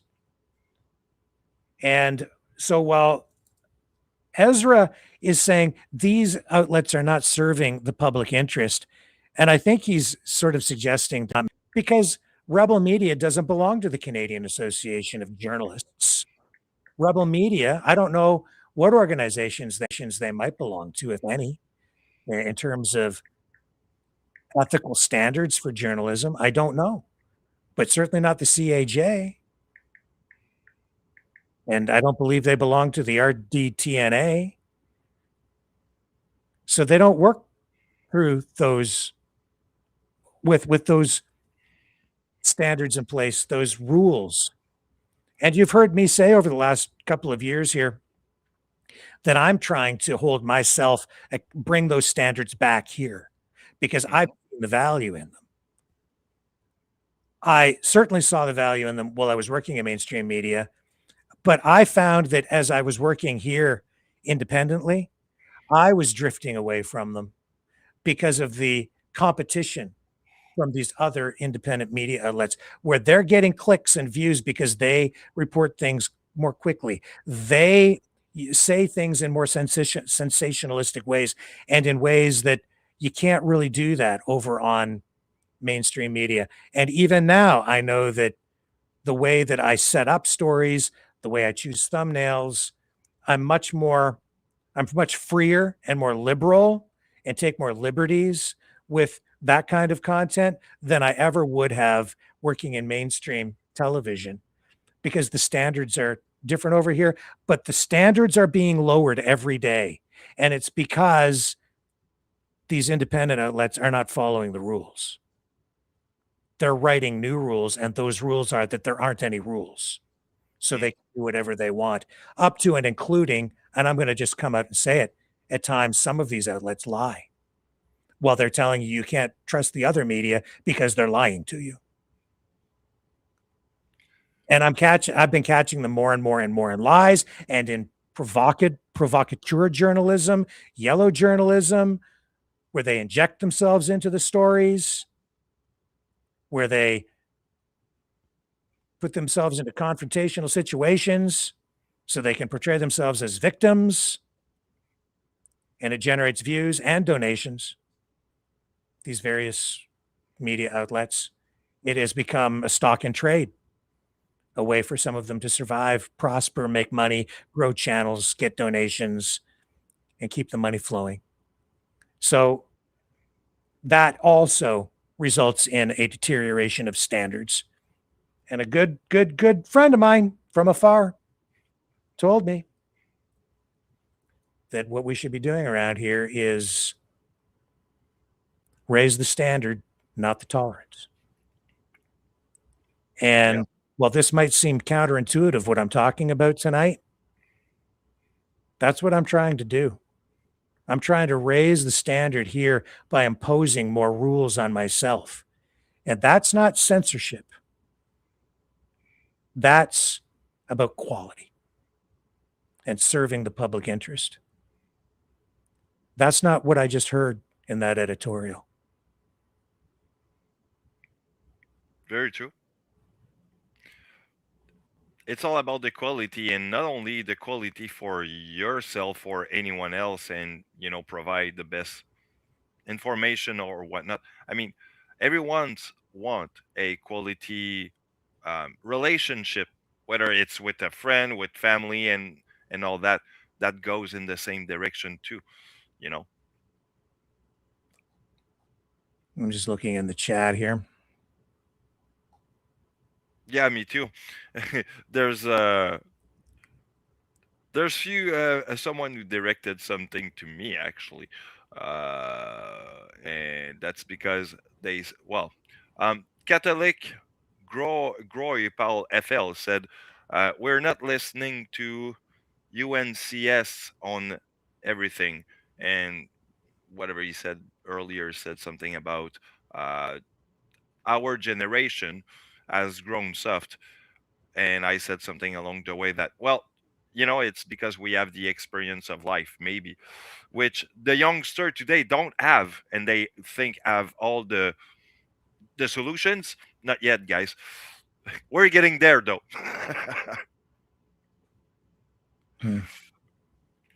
It's weird. No,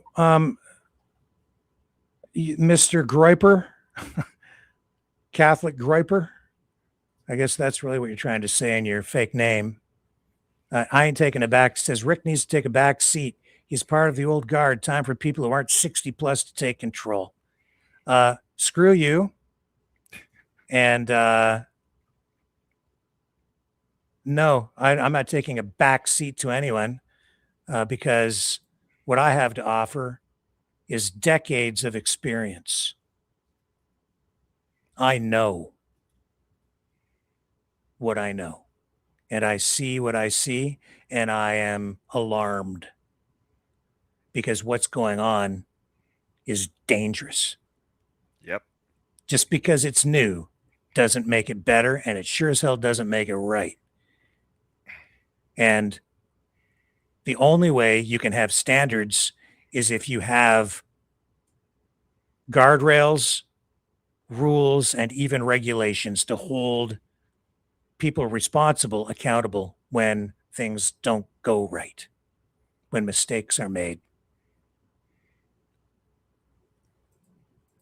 So, yeah, I'm not taking a backseat to anybody.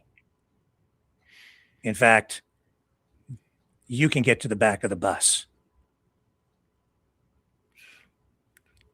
And he says it's not a fake name. Okay, so my real name is Rising Dragon. My mom probably called me that when I was born and put that in the legal paper. So if I do a killing someday, it's gonna be Rising Dragon did some mass murder on and probably LGBTQ too, because I got a beard and the face of a mug with that.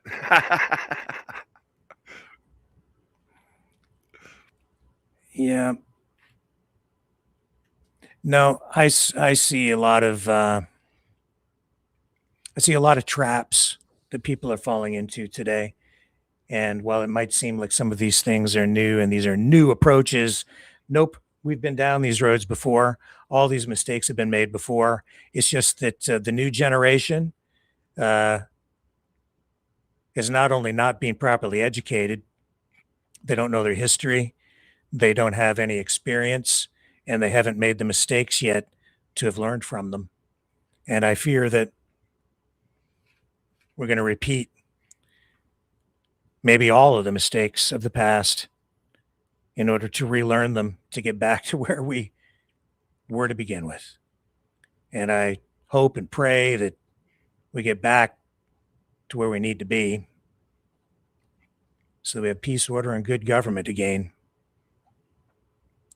sooner rather than later, because I don't think we have much time left.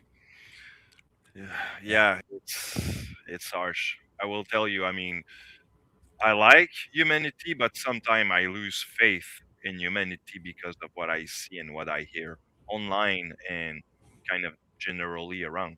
Because the world has changed in the last 30 years. And I'm just 45, okay? So I'm giving myself a gap between that to I brought myself a little brain between 0 years and 15. And yeah, and the other reason I'm not taking a back seat to anybody is because this new generation needs leadership. They need people with experience to guide this and not exploit it. I'm just doing my bit, sitting in this chair every night. Some things I just know. I don't know a lot about football. Know very little, but I know this stuff. And I see the problems. And we'll take a little break and come back and wrap things up on the other side. Don't go away.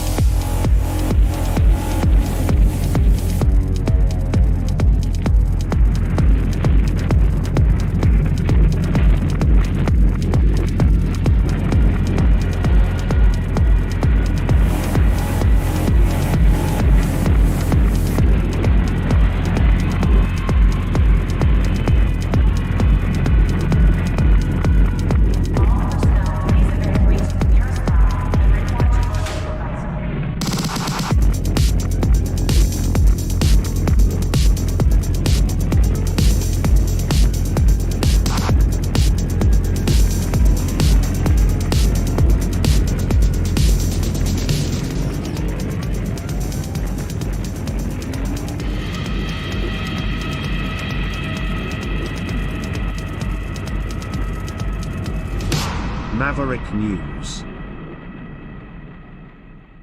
The world is watching. Okay, so, just a final word on the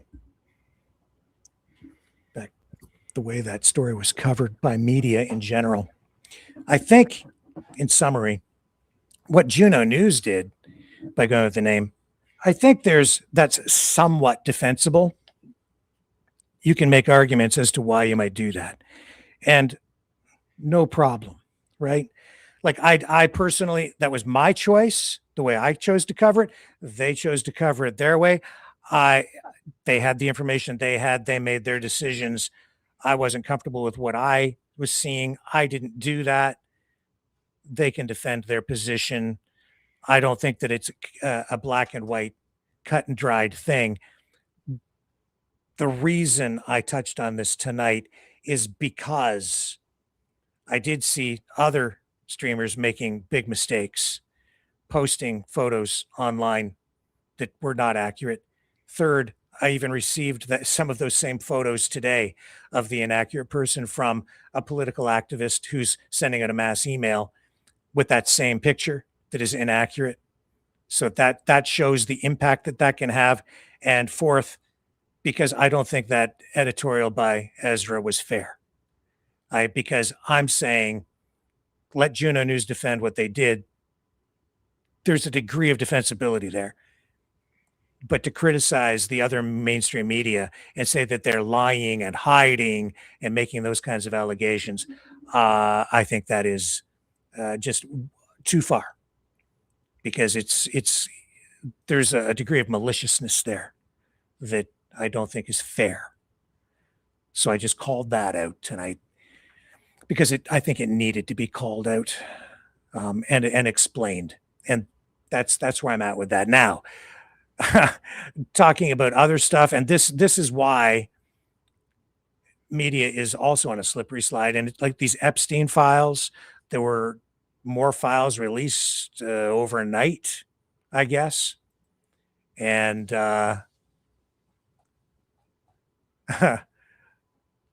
I don't know that you'll ever get to the truth on any of this stuff because it is just a flood of information again, 3 million files. And I can't even quite figure out exactly what happened overnight. I just know that you've got this ongoing saga of the Jeffrey Epstein files, another massive trove of documents that is trickling out. And Alex Jones overnight, I guess, coming out and saying this exonerates President Trump. and they've sent a list of 300 politically exposed persons named in the files. But there's such weirdness around all of this that I'm seeing on the one side, Alex Jones reporting that it exonerates Trump. And on the other side, I'm seeing like Midas Touch Network highlighting, I guess, names on the list that include in Pope John Paul II, Janis Joplin, Marilyn Monroe, celebrities who are long dead, were long dead before they could have possibly gone to Epstein Island. So what the hell is that all about? It seems like it's just another exercise in misdirection. And with this such a divide in the coverage, how do you ever get to the truth? So tonight, I'm not going to dig into it too much because I've seen such a huge divide in the way this stuff is covered. I am having trouble figuring out what might be accurate, not accurate. I'm not sure how to cover it in a way that is really even helpful. So have you watched or paid any attention to this overnight, Ian? Yeah, I did. And I'll say, I mean, it's disturbing because even myself, okay, I used to listen to old school journalism, and it has so much changed that to a certain degree, it's hard to know what's real or truth or not, and make the difference between even what's the human solution behind that. We have lost our humanity, I think. I just whenever we get into any of this stuff, it they make it, they guarantee that you're never going to find out what the truth is, whether it's the killing of Charlie Kirk or the assassination of John F. Kennedy or 9/11 or whatever it is. It's just a flood of information so that even when the truth is presented to us, we probably will not be willing to accept it. We'll just think that it's a lie. And that's where we're at, I think, with all this Epstein stuff at the moment. We'll continue to look at it, but man, I don't know if any of it is helpful in any way at all anymore. Yeah. I mean, nowadays, news has become sort of it became like a show. It's not just a virtual show. It's all a reality show, like it was back in the 2000 when TV started to change with MTV and all that. I mean, it's a new culture. It is. And that is exactly the point that we've been making here tonight.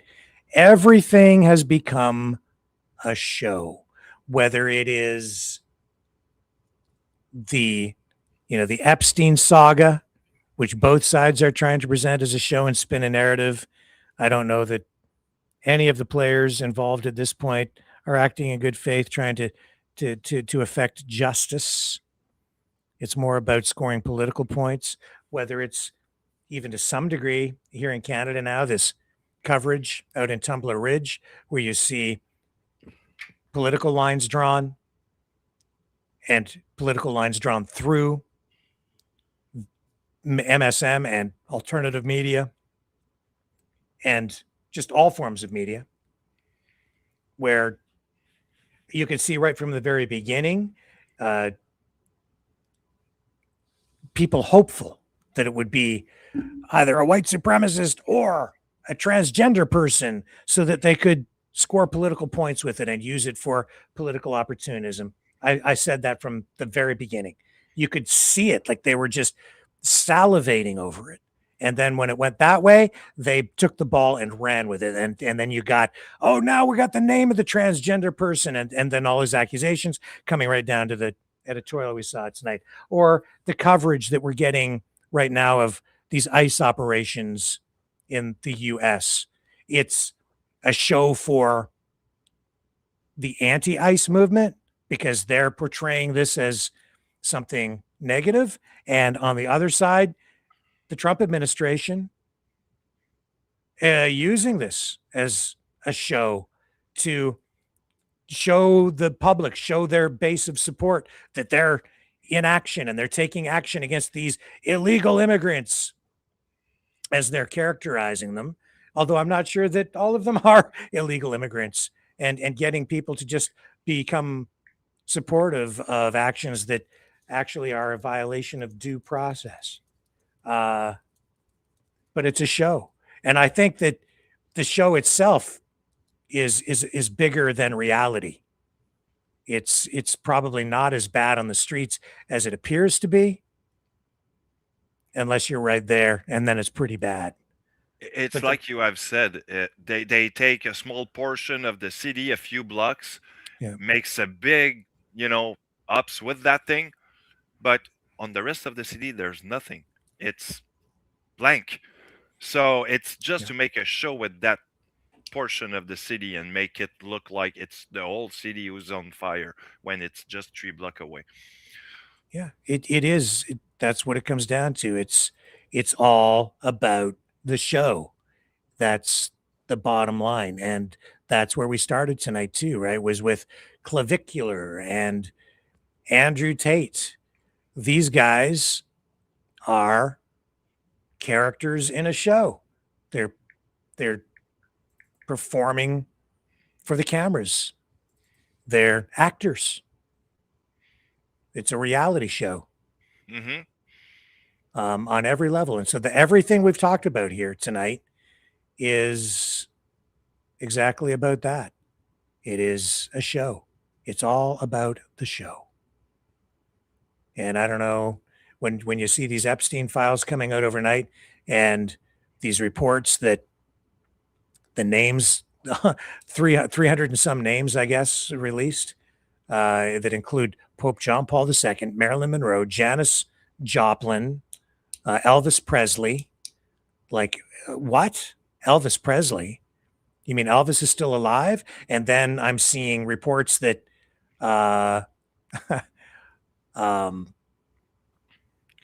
Epstein might still be alive, and they're doing a forensic analysis to determine if Epstein is actually still alive.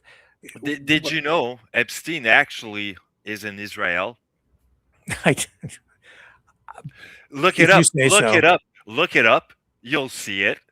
There's some conspiracy theory, and Kim Iverson, I think, ran it 2 days ago. Yeah. So I'm not making it up. Some people did. Yeah, I know. Like, they're all alive, right? JFK, Charlie, Epstein, Elvis. They're all supposed to be alive still to this day. You heard it on Kim Iverson first, but not here. But over here, of course, we do acknowledge that it's all fake. And with that, we'll see you back here tomorrow night, folks, 7 p.m. Eastern. On the flip side.